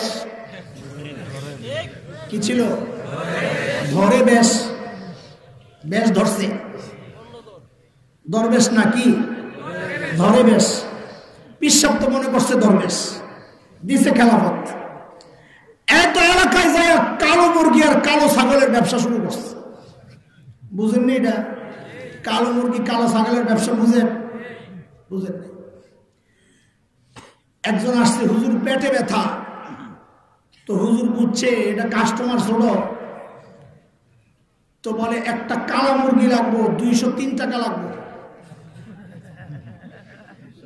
হ্যাঁ চিন্তা করছে 300 তো চাইতে পারতো হুজুরে, 203 টাকা কেন চাইলো? এনে কোনো গোমর আছে? মাথায় তো গোবর গেছে। এটা এক লোক আসছে, আয়সা বলে হুজুর কান্দে, হুজুর কি সমস্যা রে? হুজুর 5 বছর প্রেম করে বিয়ে করছি। ভালো কথা, বিয়ে করছিস, কিন্তু সমস্যা হলো বউ আনার পর দেখি বেডি আরেকবার লাগে প্রেম করে। হুজুর বলছে এটা কাস্টমার বড়, কয় একটা কালা ছাগল লাগবো 3200-250 টাকা লাগবে। আমি এটার নাম দিছি কালো মুরগি আর কালা ছাগলের ব্যবসা। এলাকায় থাকলে সোজা মায়ের কোনো কথা নাই, এটা চিকিৎসা একটাই, কি কথা তো ফাইজলামি করো, দিনকে নিয়ে মানুষকে ধোকা। পীর সাহেবের কাছে খবর আসছে কারে খেলাফত দিচ্ছেন, হ্যাঁ তো পুরো এলাকা গোমরা করতেছে। পীর সাহেব করতে হলে খেলাফত কাটা। মুরিদের কাছে খবর গেছে তোর পীর তো তোর খেলাফত কেটে দিচ্ছে। মুরিদ বলে এটা পীর সাহেবের ব্যাপার, আমার ভিতরে যেটা ঢুকছে এটা মেরে দেব। খেলাফত কাটছে পীর সাহেব কাটছে, আমি কাটুন না। একদিন পীর সাহেব মুরিদের বাড়ির কাজ দিয়ে কই জানি যা, হঠাৎ মনে পড়ছে আরে এখানে ওই বাটপাড়ের বাড়ি, আর কথায় আছে যেখানে বাঘের ভয় সেখানেই রাত হয়। এই চিন্তা করতে করতে দেখে মুরিদ সামনে দিয়ে আসতেছে, পীর সাহেবের কলিজায় পানি নাই, না জানি এখন কোন বাটপাড়ির খপ্পরে পড়িয়া নিচের দিকে তওবা ইস্তেগফার দুরূদ শরীফ পড়তে পড়তে আগাইতেছে। মুরিদ সামনে এসে এমনি ধরছে, হুজুর কত দিলের আশা করে বাড়িতে একটু মেহমানদারি করা, হুজুর গায়ে আমার সময় একটু ছাড় আমার, হুজুর আপনি কার কোনোদিন আমার এলাকায় আসবেন, আজকে আমার বাড়িতে মেহমানদারি কবুল করে আমার ধন্য করেন হুজুর। হুজুর চিন্তা করছে এইভাবে বলতেছে, যাই গেছে বাড়িতে, হুজুরে বলে হুজুর আপনি ঘুমান আমি একটু বাজারে যাই। কয় যা। বাজারে গিয়া বড় বড় মাছ, আরে হাওরের বড় বড় মাছ নিয়ে আইছে, হুজুরের ইচ্ছা মতো খাওয়াইছে।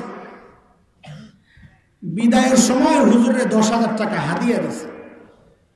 হুজুর পড়ে গেছে সন্দেহে, মানুষ করলো এত বদনাম, অথচ দেখি লোকটা কত ভালো, খাওয়াইলো হাদিয়া দিল।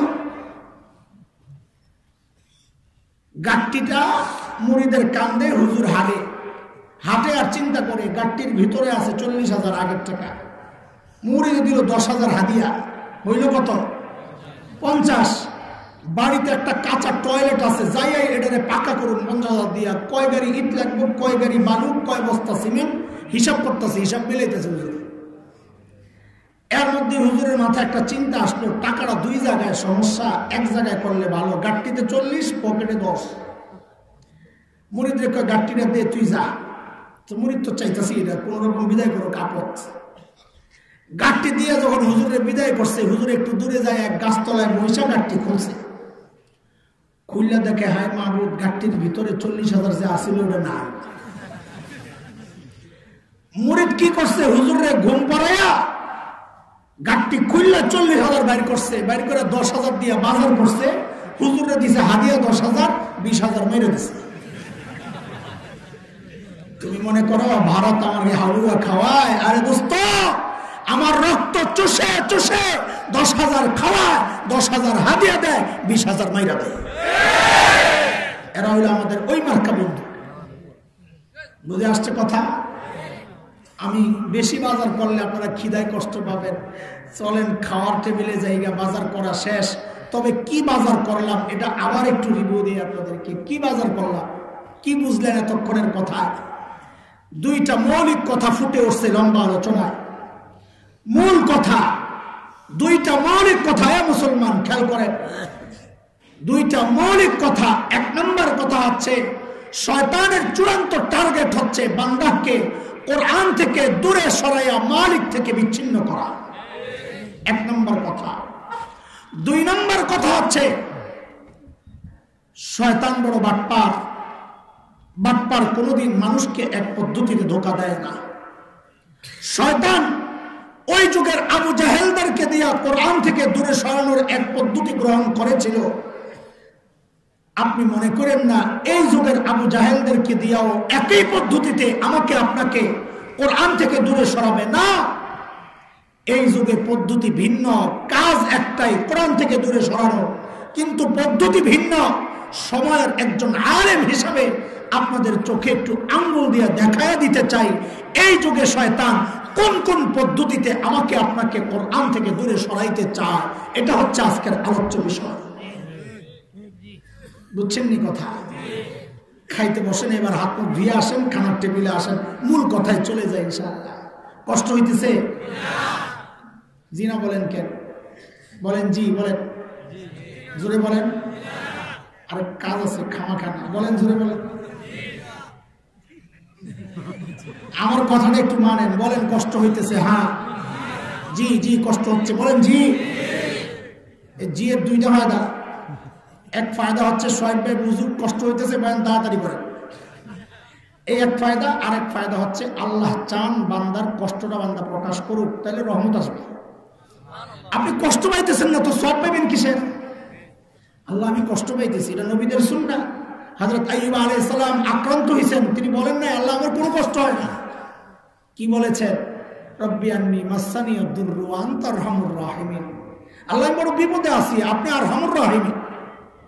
নিজের কষ্ট মালিকের কাছে প্রকাশ করলে মালিকের রহমত আসে। আপনি যদি বলেন না কষ্ট হয় না, তো রহমত পাইবেন কিসের বিনিময়ে? এইবার বলেন কষ্ট হচ্ছে? আর জোরে কর, তাহলে তাড়াতাড়ি শেষ করতে হবে। খেয়াল করেন, খেয়াল করেন, মূল কথায় আসছি। আপনাদেরকে বহু কষ্ট করে বাজার থেকে বাড়িতে আসছি। তিনটা পদ্ধতি মৌলিক তিনটা পদ্ধতি শয়তানের কোরআন থেকে দূরে সরানোর জন্য আপনাদের সামনে একটু পেশ করি। তিনটা পদ্ধতি। এক নম্বর পদ্ধতি, নেক সুরতে ধোকা। কোন সুরতে? পাগড়ি লাগাইয়া, সোজা কথা, পিশাব হইয়া। এই সুরতেও শয়তান আমাকে আপনাকে কোরআন থেকে দূরে সরাইতে চায়। দুই নম্বর পদ্ধতি, কোরআনের বিধান থেকে দূরে সরাইয়া সরাইয়া শয়তান আমাকে আপনাকে কোরআন থেকে দূরে সরাইতে চায়। তিন নম্বর পদ্ধতি, কোরআন ওয়ালাদের বিরুদ্ধে অপপ্রচার করে করে মানুষকে আলেম থেকে বিচ্ছিন্ন করে শয়তান মানুষকে কোরআন থেকে দূরে সরাইতে চায়। কয় পদ্ধতি বললাম? এক নম্বর পদ্ধতি, খেয়াল করেন, নেক সুরতে ধোকা। বাংলাদেশে এখন দুই রকমের মুফতি সাহেব আছে। এক মুফতি সাহেব হচ্ছে যার ওস্তাদ, যেই মুফতি সাহেবের ওস্তাদ ফদিলাতুল শেখ আল্লামা মুফতি ইন্টারনেট লানাতুল্লাহ আলাইহি। মুফতি সাহেবের ওস্তাদের নাম কি? ইন্টারনেট লানাতুল্লাহ আলাইহি। এক মুফতি সাহেবের ওস্তাদ। আলেমদের মধ্যে কত গন্ডগোল, ইন্টারনেটে টিপ দিলে অরিজিনাল সহিহ হাদিস, সহিহ আকীদা, ইলমে ইসলাম। এই মার্কা মুফতি সাহেব আসেনি সমাজে? আরেক রকম মুফতি সাহেব আছে, তাদের জন্য আমাদের করুণা হয়, তারা আমাদেরই ভাই। কোন ভাইয়ের তাশকিলে তাবলীগে যাওয়ার সুযোগ হয়েছে, সংখ্যাটা খুব কম।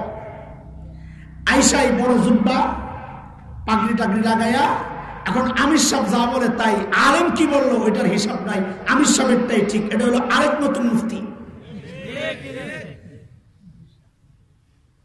আমাদের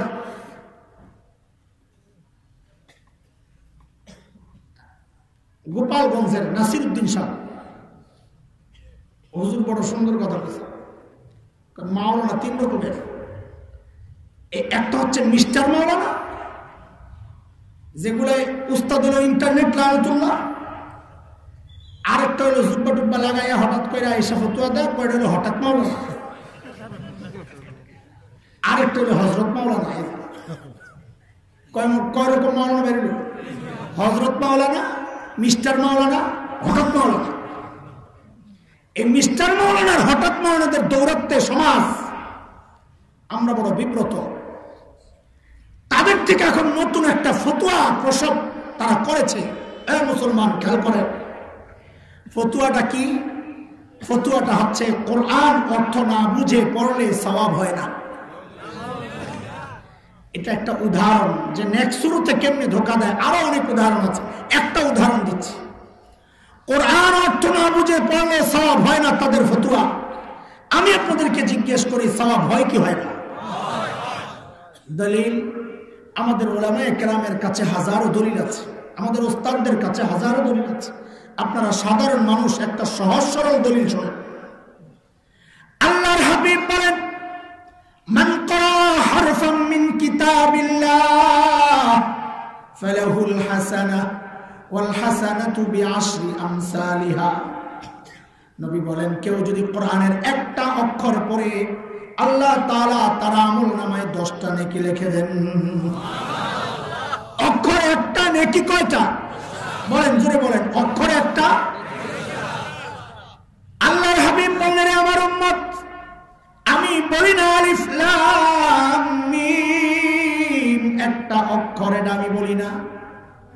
বরং নবী বলেন আলিফ একটা অক্ষর, লাম একটা অক্ষর, মিম একটা অক্ষর। কয় অক্ষর হলো? তরজমা ব্যাখ্যা আমরা দিব না, এবার আপনারা দেন দেখি আমগো লাগে মিলে কিনা। বলেন তো নবীর হাদিস কি বুঝায় আলিফ পড়লে কয় নাকি? হ্যাঁ, আমগো লাগে মিলছে মাশাআল্লাহ। লাম পড়লে কয় নাকি? মিম পড়লে কয় নাকি? একসাথে বলেন তো আলিফ লাম মিম কয় নাকি? সবাই বলেন কয় নাকি? আরো জোরে বলেন কয় নাকি? এর ব্যতিক্রম কেউ বুঝছেন এখানে? উল্টা কিছু বুঝছেন? বুঝতে বলেন। তাহলে আমাদের সবার সাথে মিলে গেছে আলহামদুলিল্লাহ। কি বোঝা গেল? আলিফ লাম মিম পড়লে কয় নাকি হয়? হাদিস থেকে বুঝছি না, আমি ব্যাখ্যা আমি দিছিলাম।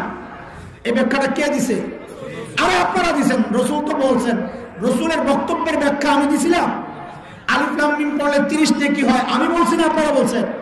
আপনারা বলছেন, আমি বলছি আমাদের সাথে মিলে গেছে। এইবার কথায় আসে, আলিফ লাম মিম পড়লে 30 নেকি রসুলের হাদিস থেকে বোঝা যায়, আর আপনারা বলেন অর্থ না বুঝে পড়লে সওয়াব হয় না। তাহলে নিশ্চয়ই আলিফ লাম মিমের অর্থ আছে, না এর 30 নেকি আসলো করতে না। কথা বুঝেন নাই? নিশ্চয়ই আলিফ লাম মিমের অর্থ আছে, নাইলে 30 নেকি আসলো করতে। আপনারা তো বলেন অর্থ না বুঝলে সওয়াব হয় না, তো নিশ্চয়ই আলিফ লাম মিমের অর্থ আছে। তো ভাই আমি তো অর্থটা জানি না, কিন্তু আমার তো সওয়াব দরকার, একটু অর্থটা কয়ে দেন না, বলেন না একটু অর্থটা, পায়জামা নষ্ট হয়ে যাবে। গাধা তুই কি অর্থ বলবি? জগতের শ্রেষ্ঠ মুফাসসিররা আত্মসমর্পণ করে বলেছেন আল্লাহু আ'লামু বিমুরাদিহি বিযালিক। এগুলোর অর্থ আমরা জানি না, এগুলোর অর্থ আল্লাহই ভালো জানেন।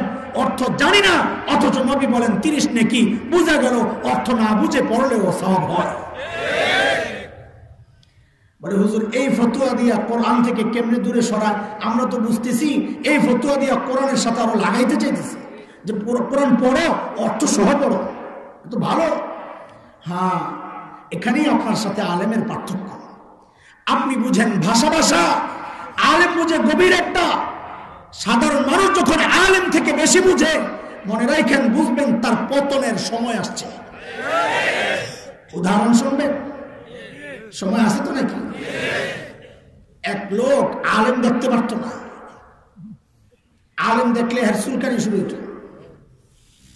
একদিন স্বপ্নে দেখে শহরের বড় বড় আলেমদের উনি ইমামতি করতেছে, স্বপ্নে দেখছে। মনে মনে খুশি, হুজুর তোমরা আমারে চিনলা না, আমি তো তোমাকে ইমামতি করছি স্বপ্নে। ছেলেরে পাঠাইছে শহরের বড় হুজুরের কাছে, যা হুজুরের বল ব্যাখ্যা দিতে, দেখবি ব্যাখ্যা ঘুরে দিব, কারণ ঘুমোর ফাঁস হয়ে যাবো, আমি যে বড় এটা বুঝবে। ছেলে গেছে দৌড়াইয়া হুজুরে জিজ্ঞেস করে, হুজুর আব্বা স্বপ্নে দেখছে শহরের বড় বড় আলেমদের ইমামতি করতেছে। হুজুর স্বপ্নের ব্যাখ্যা দিছে, তোর বাবার মরণের সময় এসে। কি ব্যাখ্যা দিল? দৌড়াইয়া বাড়িতে আসছে বাবারে বলার জন্য, আইসা দেখে বাবু মরে গেছে। হায় মাহমুদ এটা কি?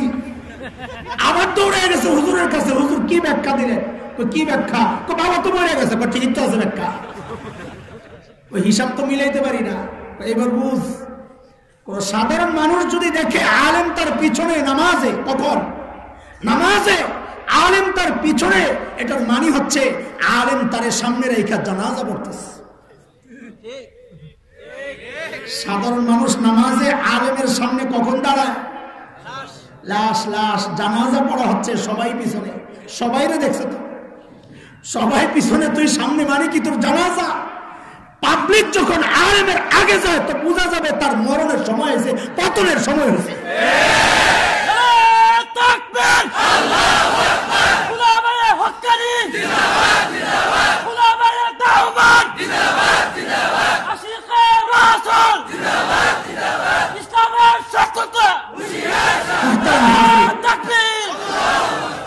মুহতারাম হাজিরিন, খেয়াল করে বুঝে বুঝে সব ক্লিয়ার করে আগা।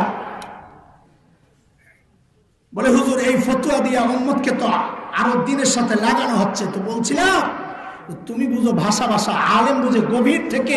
এই ফতোয়ার মাধ্যমে উম্মতকে কোরআন থেকে কেমনে দূরে সরানোর চক্রান্ত চলছে। আমাদের গবেষণা, আমাদের জরিপ, গোটা বাংলাদেশে 97% উপরে মানুষ কোরআনের অর্থ জানে না। এই ফতোয়া যদি সমাজে প্রতিষ্ঠিত করা যায় তো ওই 97% মানুষ চিন্তা করবে অর্থ না বুঝলে কোরআন পড়লে যেহেতু সওয়াব হয় না তো কষ্ট করে কোরআন পড়ার দরকার কি। তার মানে এই ফতোয়ার মাধ্যমে 97% মানুষকে কোরআনের তেলাওয়াত থেকে দূরে সরানোর চক্রান্ত চলতেছে। কেমনে দূরে সরাচ্ছে খেয়াল করতেছে? এটা হচ্ছে এক পদ্ধতি।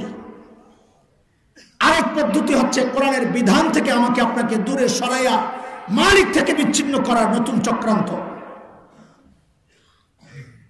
বুড়ারা উঠে গেলে যাবে, জুয়ানরা এই অংশটা না শুনে যাবা না আল্লাহর রাস্তে। বহু লম্বা সময় আমাকে দিয়েছ, এত রাতে এত মজার কথা পাওয়া যায় না। এই রাতে এত রাত্রে এসা উড়া ধুরা মারতে হবে, 20-25 মিনিটের মধ্যে কাম শেষ। কিন্তু আমি আগেই জানতে চেয়েছি শুনবা কিনা, তোমরা বসেছ এতক্ষণ পর্যন্ত, এখন খাওয়ার টাইমে না খাইয়া গেলে আমি কষ্ট পাব। তাইলে এত কষ্ট করে এত লম্বা করে সাজাইয়া গুছাইয়া কেন আনলাম? বিধান থেকে খেয়াল করে কি চক্রান্ত চলছে আমাদেরকে নিয়ে, আমাদের খবর নাই। কোরআনের বিধান হচ্ছে সূরা নূর আয়াত 31-31। আমি বলেছি আগেই, আমার প্রত্যেকটা কথা দাবি আমি কোরআন দিয়েই সাজাবো ইনশাআল্লাহ। সূরা নূর আয়াত 31, 18 নম্বর পারা, হাফিজে কোরআন 12 নম্বর পৃষ্ঠার 8, 9, 10 নম্বর লাইন থেকে শেষ পর্যন্ত দেখে ছোট্ট করে মালিক বলেছেন মেয়েদের সম্পর্কে, ওয়ালিয়াদরিবনা বিখুমুরিহিন্না আলা জুয়ুবিহিন্না, মেয়েরা তাদের স্বাভাবিক কাপড় চোপড় পরার পর বড় একটা ওড়না যেন উপর দিয়ে ঝুলায় দেয়। এই কথাটা কার? কাজী ওড়না মেয়েদের পোশাক, এই সিদ্ধান্ত কার? ঈমান ভঙ্গের অন্যতম কারণ হচ্ছে কেউ যদি শরীয়তের কোনো বিধানকে তাচ্ছিল্য করে, শরীয়তের কোনো বিধানকে অস্বীকার করে, শরীয়তের কোনো বিধান পালন করার জন্য বাধার সৃষ্টি করে, এগুলো সব ঈমান ভঙ্গের কারণ। অথচ আমরা অবাক বিস্ময়ে দেখলাম বাংলাদেশের প্রাণ কেন্দ্র ঢাকা, ঢাকার প্রাণ কেন্দ্র মতিঝিল আইডিয়াল স্কুলে আমার বোনদেরকে ওড়না পরে ভিতরে যাওয়া নিষিদ্ধ করা হলো। শাহজালালের এই জমিনে, শেখে কোরিয়ার এই জমিনে, আল্লামা গৌরপুরের এই জমিনে, হাফিজের এই জমিনে কত বড় দুঃসাহস আল্লাহর বিধানকে সরাসরি বাধাগ্রস্ত করা। এ মুসলমান, তুমি ঘুমাও কেমনে? তোমার হৃদয় শান্ত থাকে কেমনে? তোমার তো গর্জে ওঠার কথা। মুসলমানদের জমিনে আল্লাহর বিধানকে যারা বাধাগ্রস্ত করবে ওই হাতকে গুড়িয়ে দিতে হবে, গুড়িয়ে দিতে হবে।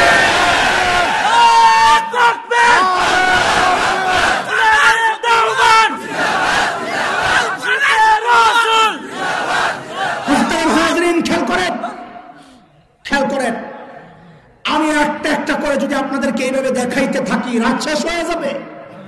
আজকে কয় তারিখ বলেন? আজকে কয় তারিখ? ফেব্রুয়ারির 10 তারিখ না? 11 তারিখ। মাশাআল্লাহ, 11 তারিখ। এই ভুলটা অনেকেই করে, 12টা বেজে গেছে না? 11 তারিখ শুরু হয়ে গেছে। 12, 13, 14, 14ই ফেব্রুয়ারি পোলাপাইন আসতেছে একটা দিবস।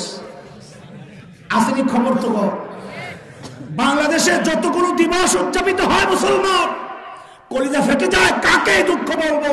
প্রত্যেকটা দিবস নিয়ে আমি গবেষণা করে অবাক হই। লক্ষ লক্ষ যুবককে বেঈমান বানানোর এক একটা প্রজেক্ট। শুনবা? 31st নাইট থেকে শুরু করি, 31 ডিসেম্বর তোমরাই তো উদযাপন করো। বছর শেষের আনন্দ করো না? 31st নাইট উদযাপন করো না? বিভিন্ন media, print media, electronic media, তারা আরো তোমাদেরকে উৎসাহিত করে এগুলা উদযাপনের জন্য প্রচারণার মাধ্যমে। ওরে মুসলমান, তোমার খবর নাই তোমার ঈমান ধ্বংসর প্রজেক্ট এগুলা। কেন?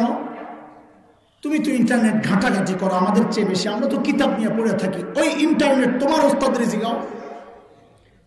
31st নাইটের ইতিহাস জানতে চাই, আমি একটা সূত্র দিয়ে দিই। এই সূত্রে তুমি গবেষণা করো, দেখো, গুগলে যায় সার্চ দাও, জানুস লেখো, JANUS, জানুস লেখে সার্চ দাও, দেখবা 2 মাথাওয়ালা একটা মূর্তি বেরোছে। আজকে এই যে আমি যে গাড়ি দিয়ে আসছি, ওই ড্রাইভারের সামনে দেখে এরকম 2 মাথাওয়ালা, উনি বুঝে নাই, মনে করছে খেজুর গাছ, এত সুন্দর করে খেজুর গাছের মতো বানাইছে, আসলে এটা 2 মাথাওয়ালা মূর্তি, এটা জানুস দেবতার মূর্তি। পৌত্তলিক, রোমান পৌত্তলিকরা খ্রিস্ট ধর্মের আগে এই জানুস দেবতার পূজা করত। তাদের বিশ্বাস ছিল সমস্ত ভাগ্যের মালিক এই জানুস দেবতা। মুসলমান জোরে সোরে বলো, ভাগ্যের মালিক কে? কার কথা? সূরা আরাফ আয়াত 188, 188, 9 নম্বর পারা, হাফিজি কোরআন শরীফের 14 নম্বর পৃষ্ঠার প্রথম লাইন, প্রথম আয়াত। রব্বে কারীম বলেন, قل لا أملك لنفسي نفعا ولا ضرا إلا ما شاء الله। আবার আপনি আপনার উম্মতকে জানিয়ে দেন, এরে আমার উম্মত, শাহজালাল ইয়ামানি থাক দূরের কথা, শাহ পরান থাক দূরের কথা, খাজা মুঈনুদ্দিন চিশতি, বাইজিদ বুস্তামি, আব্দুল কাদের জিলানী থাক দূরের কথা, আমি নবী তোমাদের কোনো উপকার আর ক্ষতি করবো থাক দূরের কথা। আমি নবী তো আমারই কোনো উপকার করার ক্ষমতা রাখি না, ক্ষতি করার ক্ষমতা রাখি না, সব ক্ষমতা আল্লাহ। কার? জোরে বলেন, কার? ওই মুশরিকদের বিশ্বাস ছিল জানুস দেবতা হচ্ছে ভাগ্যের মালিক। 2টা মুখ। 31শে ডিসেম্বর রাত্রে 12টার সময় আগ পর্যন্ত তারা কি করত? তারা ওই পিছনের মুখের কাছে যায় কৃতজ্ঞতা প্রকাশ করত। কেন? তাদের বিশ্বাস গত বছর যে তাদের দিনটা ভালো গেছে, বছরটা যে ভালো গেছে, এই পিছনের মুখের বরকতে। যেই না রাত্রে 12টা বাজতো, তারা জানুস দেবতার সামনের মুখে চলে যেত। কেন?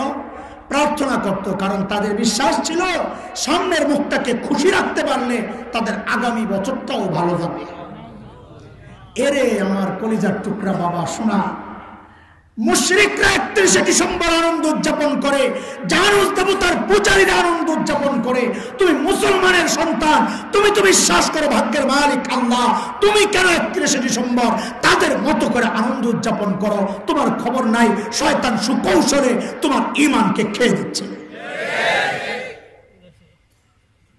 আসতেছে আরেকটা পহেলা বৈশাখ, উদযাপন হয়। মুসলমানের ঈমান ধ্বংসের আরেকটা প্রজেক্ট। এগুলা বললে অনেকে আমাদের উপর নাখুশ হয়, হুমকি ধমকি আসে। আমাদের স্পষ্ট কথা, তোমার ওই হুমকি ধমকির চেয়ে আমার কাছে মালিকের হুমকি ধমকি অনেক বেশি মারাত্মক। আমি ওইটাকে বেশি ভয় পাই। আমার জীবন যাবে, জান্নাতের জীবন শুরু হবে, আমার কোনো পরোয়া নাই, কোনো পরোয়া নাই। স্লিপ ধরা এই আলোচনা করা যাবে না। মাঝে মধ্যে এরকম স্লিপ মুখে মারি, ঘোড়ার ডিমের স্লিপ নিয়ে তুই পড়ে থাকবে। 1400 বছর আগে আমার মালিক কোরআনুল কারীম নামক এক স্লিপ আমারে ধরাইছেন। আমি আমার মালিকের স্লিপ ছাড়া অন্য কোনো স্লিপ মানি না। কথা বলে স্পষ্ট কথা। পয়লা বৈশাখে শহরে বিশেষ করে একটা সকালবেলা মিছিল বের করে, মঙ্গল শোভাযাত্রার মিছিল। যুবক, তোমাদের জানা থাকার কথা, মঙ্গল শোভাযাত্রা মিছিল, শোভাযাত্রাই মিছিল, মঙ্গল শোভাযাত্রা। মিছিলের নাম হচ্ছে মঙ্গল, মঙ্গলের মিছিল। সামনে বড় পেশা টেসা থাকে। কিরে ভাই, মানুষের মিছিলে পেশা আসলো কেন? সন্দেহ লাগলো, খবর লওয়া শুরু করলাম। আমার কামে এটা, যেখানে আটকাই এই খোসানি শুরু করি। খোসাইলে দেখি আরে আল্লাহ, কেচ্ছা না, বিষাক্ত সাপ। বলে না কেঁচো করতে যায় সাপ পায়, বিষাক্ত সাপ। পেশা আসলো কেন মানুষের মিছিলে? খবর নিতে নিতে দেখি, হায়, এটা হিন্দুদের বিশ্বাস। হিন্দুদের বিশ্বাস হচ্ছে এই পেশা হলো কুলক্ষণে। এখন লাগছে আরো সন্দেহ, কিরে মিছিলের নাম হলো শোভাযাত্রা মঙ্গলের, মিছিল হলো মঙ্গলের, অমঙ্গলের পেশা আসলো কেন? আরো ভিতরে গন্ডগোল লেগে গেছে। আরো খোঁজা শুরু করলাম, খুঁজতে খুঁজতে দেখি হায় মালিক, হিন্দুদের বিশ্বাস হচ্ছে তাদের ভাগ্যের মালিক, মঙ্গলের মালিক হচ্ছে মা লক্ষ্মী দেবী। লক্ষ্মী দেবীর স্বামীর নাম বিষ্ণু দেবতা। লক্ষ্মী দেবীর 6 মেয়ে, ছেলে নাই একটাও। কয় মেয়ে? পদ্মা, পদ্মালয়া, ইন্দিরা, শোভা, কমলা, রমা। লক্ষ্মী দেবীর 6 মেয়ের নাম, ছেলে নাই একটা। হিন্দুদের বিশ্বাস হচ্ছে লক্ষ্মী দেবীর বাহন হচ্ছে পেশা। এবার সবগুলারে মিলাইয়া রেজাল্ট বের করেন, মিছিলের নাম মঙ্গলের মিছিল। সামনে পেশা, মানে কি? মঙ্গলের মালিক তো লক্ষ্মী দেবী, বাহন হাজির। ও মা লক্ষ্মী দেবী, তোমার বাহন রেডি, তুমি আইসা তোমার বাহনে আসন গ্রহণ করো, এই মিছিলের নেতৃত্ব গ্রহণ করো। তুমি এই মিছিলের সামনে থাকলে এই মিছিলে আমরা যারা অংশগ্রহণ করেছি আমাদের আগামী বছরটা মঙ্গলের হয়ে যাবে। নাউজুবিল্লাহ। ঈমান থাকবে? কিভাবে আমাকে আপনাকে কোরআন থেকে দূরে সরানোর প্রজেক্টগুলো দেওয়া হচ্ছে। 14 ফেব্রুয়ারি নিয়ে বলছিলাম, ইংরেজি কি বলেন? বিশ্ব ভালোবাসা দিবসের ইংরেজি কি? জোরে বল, তোরা তো ভালো জানোস, বল। ভ্যালেন্টাইন। এই যে ইংলিশ ম্যান আছে, লন্ডনী মানুষ, দুনিয়ার সব ডিকশনারি আমি চ্যালেঞ্জ করলাম, আইনা দেখা ভ্যালেন্টাইন মানে ভালোবাসা দেখা। ইংরেজিতে বলে ভ্যালেন্টাইন ডে, বাংলায় আসলে ভালোবাসা দিবস। এই তর্জমা কই পেনি? আমার তো মাথায় গন্ডগোল লাগে, কিন্তু এই তর্জমা এলো কোত্থেকে? তালাশ করা শুরু করলাম যে ঘটনা কি, এই তর্জমা এলো কোত্থেকে? হায়, তালাশ করে দেখি মারাত্মক ভয়ঙ্কর শুভঙ্করের ফাঁকি আমাদেরকে ধোঁকা দেওয়া হচ্ছে, কারো খবর নাই। কারণ ভ্যালেন্টাইন ডে যদি বলা হয়, অনেকে এটা পালন করবে না লজ্জায়। এখন তো বাবাও পালন করে, মাও পালন করে। হুজুরদের দিল বড় সংকীর্ণ। ভালোবাসা দিবস উদযাপন করলে সমস্যা কি? হুজুর, আপনি আপনার বউরে ভালোবাসেন না? বাসি তো। কত আপনি উদযাপন করেন? আপনি আপনার বাবাকে ভালোবাসেন না? বাসি তো। এই দিবস আপনি উদযাপন করেন। ও, তর্জমা এটা করলে তো এই ব্যাখ্যা তাফসীর করা যায়, কিন্তু এই তর্জমাটা আসলো কোত্থেকে? ভ্যালেন্টাইনের তর্জমা ভালোবাসা আসলো কোত্থেকে? ওহো, হিস্টোরি তালাশ করতে যায় দেখি সর্বনাশ। ওই হিস্টোরি যদি মুরব্বীর সামনে প্রকাশ পায়, মুরব্বী কবে লা হাওলা ওয়ালা কুওয়াতা ইল্লা বিল্লাহ, এই দিবসে আমি নাই। ভ্যালেন্টাইন হচ্ছে এক পাদ্রীর নাম, এক গির্জার পাদ্রী। সে ছিল লম্পট। এলাকার দুষ্ট ছেলে মেয়েরা প্রেম করে বাহিরে মেলামেশা করে ধরা খায়, পিটা খায়, অভিভাবকদের দ্বারা বাধাগ্রস্ত হয়। ওই লম্পট ভ্যালেন্টাইন পাদ্রী ওই যুবক যুবতীদেরকে বলে, তোরা টেনশন করিস না, তোদের যখন মনে চায় আস্তে করে গির্জায় আয়া পড়িস, আমি ব্যবস্থা করে দেব। চিন্তা করেন, নোংরামির একটা সীমা থাকা দরকার। কি খাওয়াচ্ছে আপনাকে, কি গেলাচ্ছে আপনাকে। এরপর বাচ্চারা আসা যাওয়া শুরু করলো। অভিভাবকরা জেনে গেল যে এই গির্জার ভেতরে এক লম্পট থাকে যে আমাদের বাচ্চাগুলোকে ধ্বংস করতেছে। তখন অভিভাবকরা মিল্লা, সবাই মিল্লা আইসা এই ভ্যালেন্টাইন পাদ্রীকে পিটাইয়া মেরে ফেলছে। এখন হের মুরিদ যারা এতদিন সুবিধা নিছে পিসাব থেকে, হেদের দিলে তো বড় কষ্ট। আমি পিসাব মেরে ফেলছি। এই শোক, এই যেদিন মাসে দিনটা ছিল 14 ফেব্রুয়ারি, এই শোক এরা প্রত্যেক বছর 14 ফেব্রুয়ারি পালন করে যে আমাকে পিসাব মারা গেছে এই দিনে। এইবার বলো, এই পিসাব তোমারও বিশ্বাস, তো তুই কেন পালন করবি বল? কিন্তু আমার কথা শেষ হয় নাই। কোরআন থেকে দূরে কেমনে সরানো হচ্ছে খেয়াল করে। প্রত্যেকটা উদযাপনের পেছনে ওই ইসলাম বিদ্বেষীদের চক্রান্ত, যুব সমাজকে কেমনে কোরআন থেকে দূরে সরানো যায়। বাংলাদেশের সবচেয়ে জনপ্রিয় জাতীয় দৈনিকের নাম কি বলেন? কোন পত্রিকা? একজন বলছে, বলেন, জোরে বলেন। প্রথম আলো।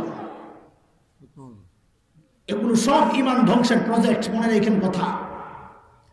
গত বছর লক্ষ্য করলাম, এই 14 ফেব্রুয়ারি উপলক্ষে প্রথম আলো একটা প্রতিযোগিতা ছাড়লো তাদের পত্রিকায়।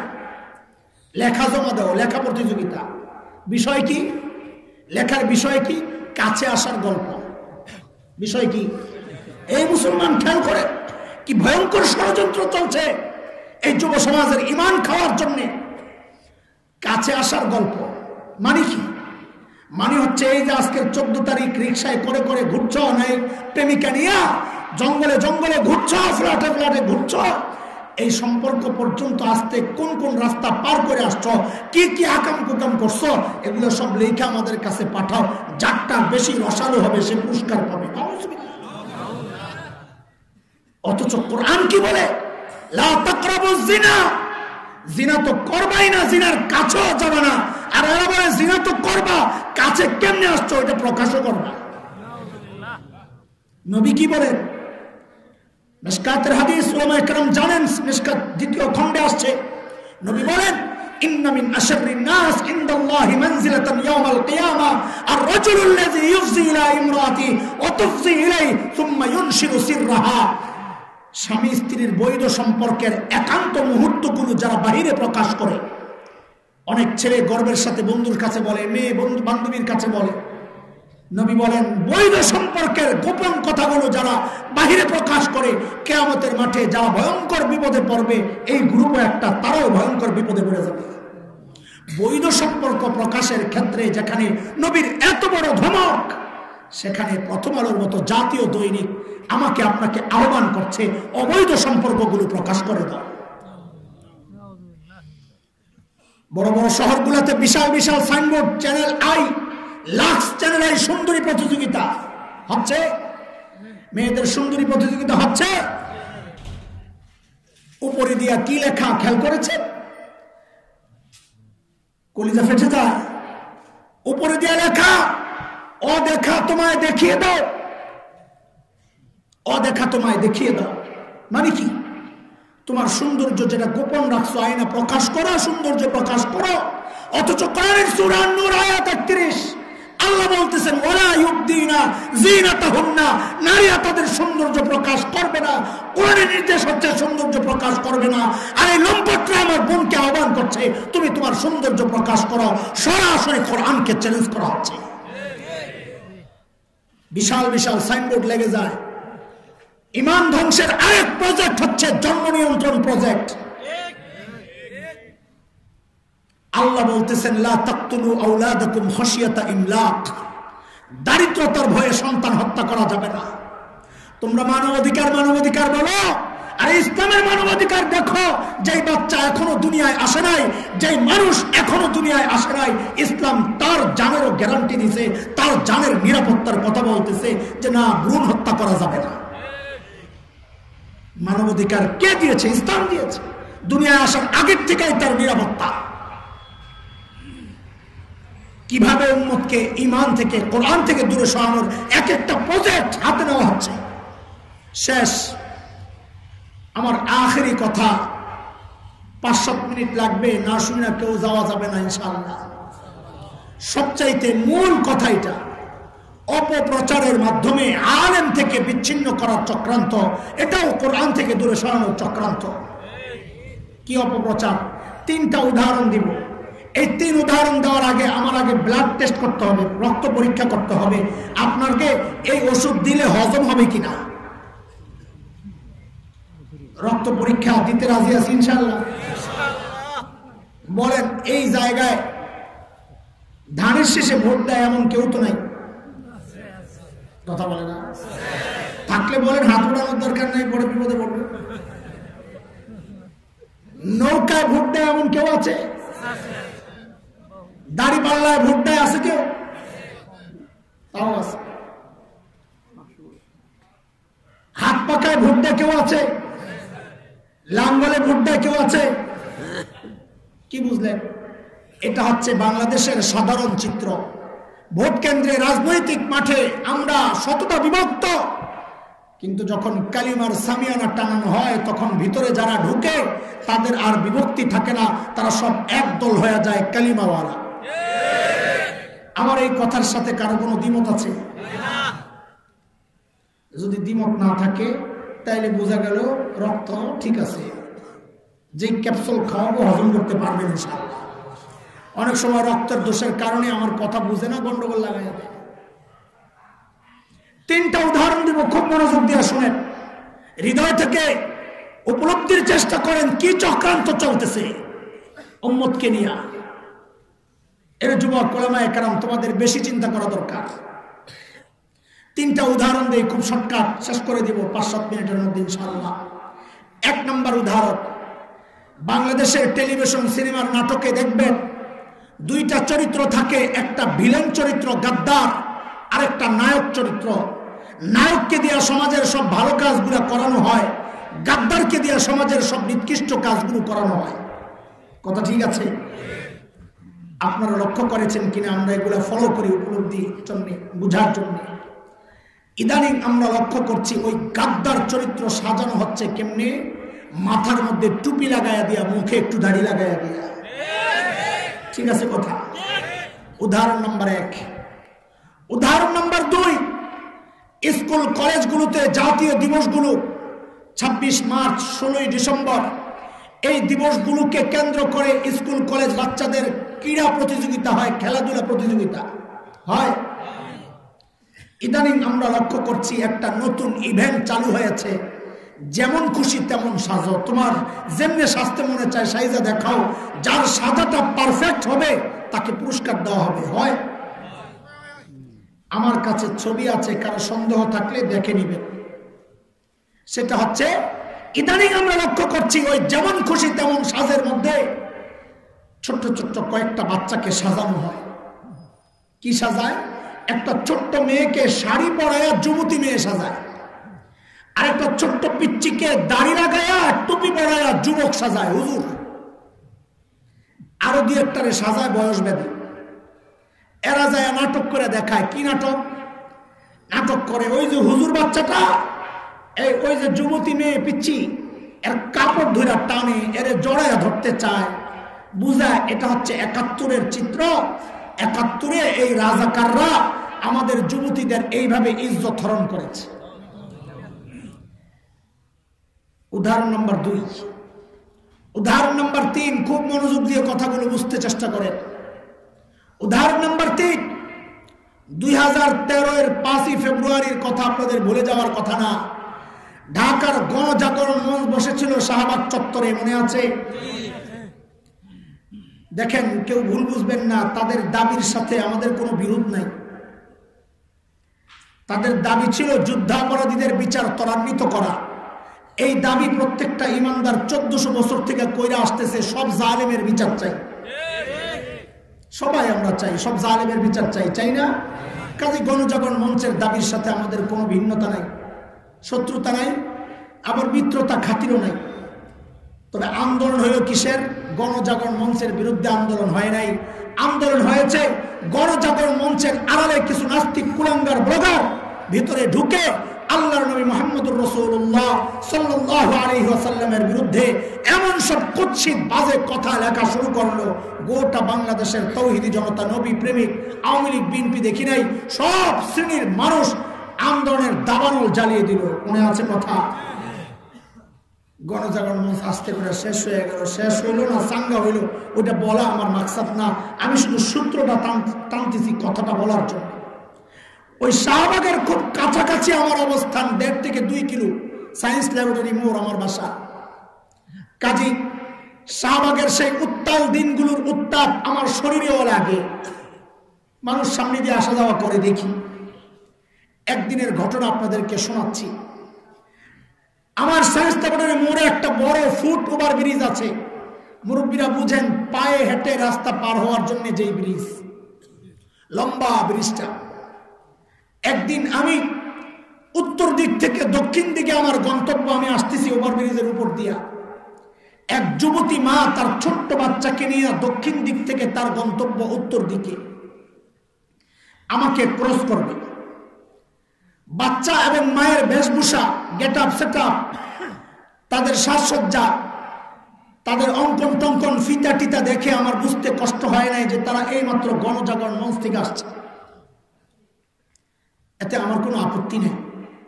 মাই তো সন্তানের দিলের মধ্যে দেশপ্রেম জাগ্রত করবে, মারই কাজ। মাই তো সন্তানের দিলের মধ্যে ইমানি চেতনা জাগ্রত করবে, এটা মায়েরই কাজ। মা সেই কাজ করেছেন, আমার কোনো আপত্তির তো কথা নাই। কিন্তু বিপত্তি বাঁধলো কোথায়?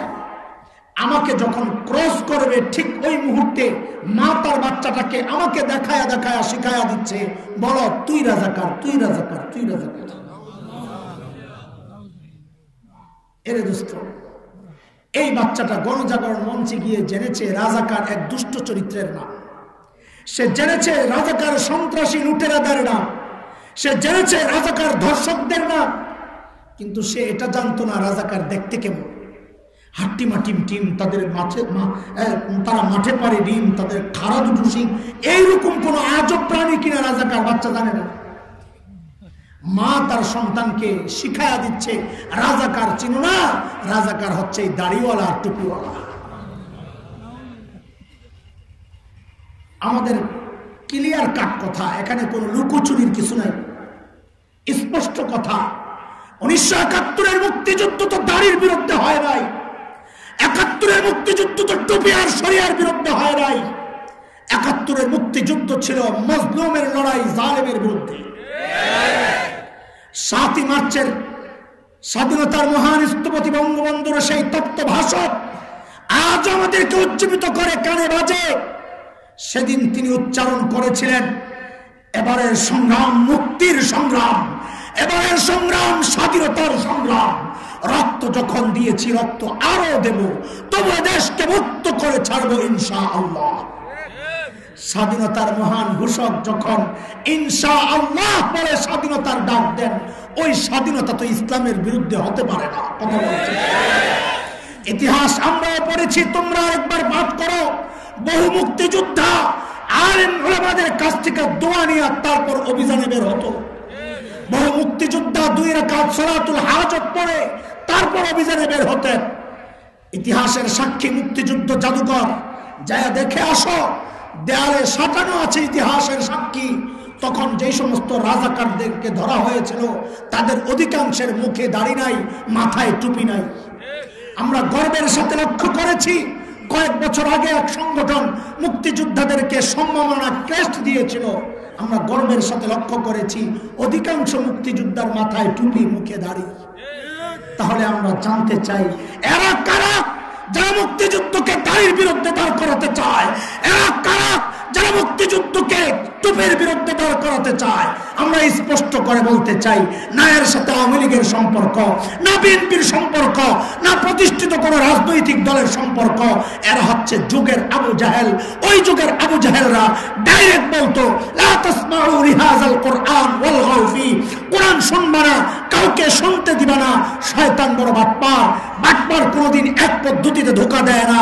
এই যুগের আবু জাহেলদেরকে দিয়া শয়তান একই বক্তব্য দেওয়াবে না, শয়তান এত বোকা না, সে বাটপার।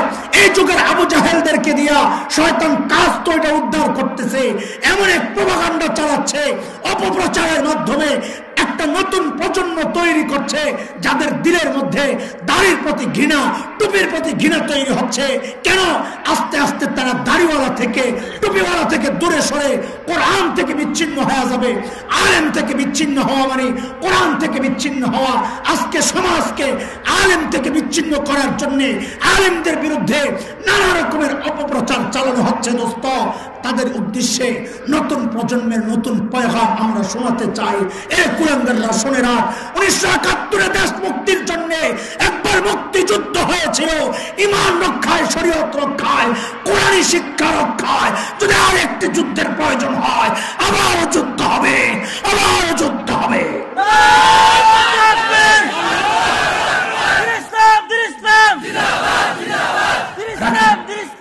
আল্লাহ কবুল করেন। বসে সব বিষয়ে ছাড় দেওয়া যাবে না। রাজি আছি মুসলমান?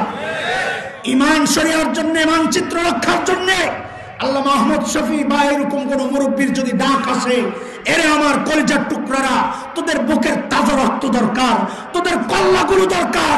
আজকে মানবতা আক্রান্ত, আজকে স্বাধীনতা বিপন্ন, আজকে ইসলাম আক্রান্ত। জীবন লাগবে জীবন, কল্লা লাগবে কল্লা। আল্লাহর রাহে ওই কল্লা দিতে কে কে প্রস্তুত? আল্লাহকে সাক্ষী।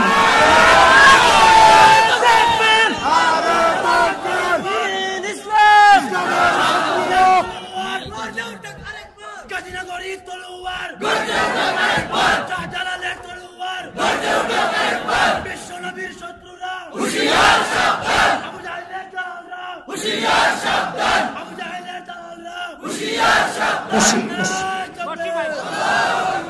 উপলব্ধি করেন কষ্টের কথাগুলো শোনাচ্ছি আপনাদেরকে। আজকে চক্রান্ত নানামুখী একমুখী না। শয়তান যত লাইনে চক্রান্ত করুক সব লাইন মোকাবেলা করার জন্য আমরাও রেডি আছি ইনশাআল্লাহ। এই এক একটা মাদ্রাসা, এক একটা জামিয়া শয়তানের চক্রান্ত মোকাবেলার এক একটা ঘাঁটি আল্লাহ কবুল করেন। আল্লাহ জামিয়াকে কবুল করেন। যে ভাই প্রবাসে থেকে দূর থেকে এত কষ্ট আর মেহনত আর এত পেরেশানি আর ফিকিরের মাধ্যমে এত সুন্দর এক প্রতিষ্ঠান দাঁড় করিয়েছেন, আল্লাহ তাআলা ওই ভাইকে এবং দেশে থেকে যারা নিজেদের সর্বস্ব দিয়া এই মাদ্রাসার জন্য নিজেদের সব শ্রম মেধা ব্যয় করছেন, আল্লাহ সবাইকে কবুল করেন। আমিন। আমি দোয়া চাই, আপনাদের জন্য দোয়া করি। ওয়া আখিরু দাওয়ানা আলহামদুলিল্লাহ।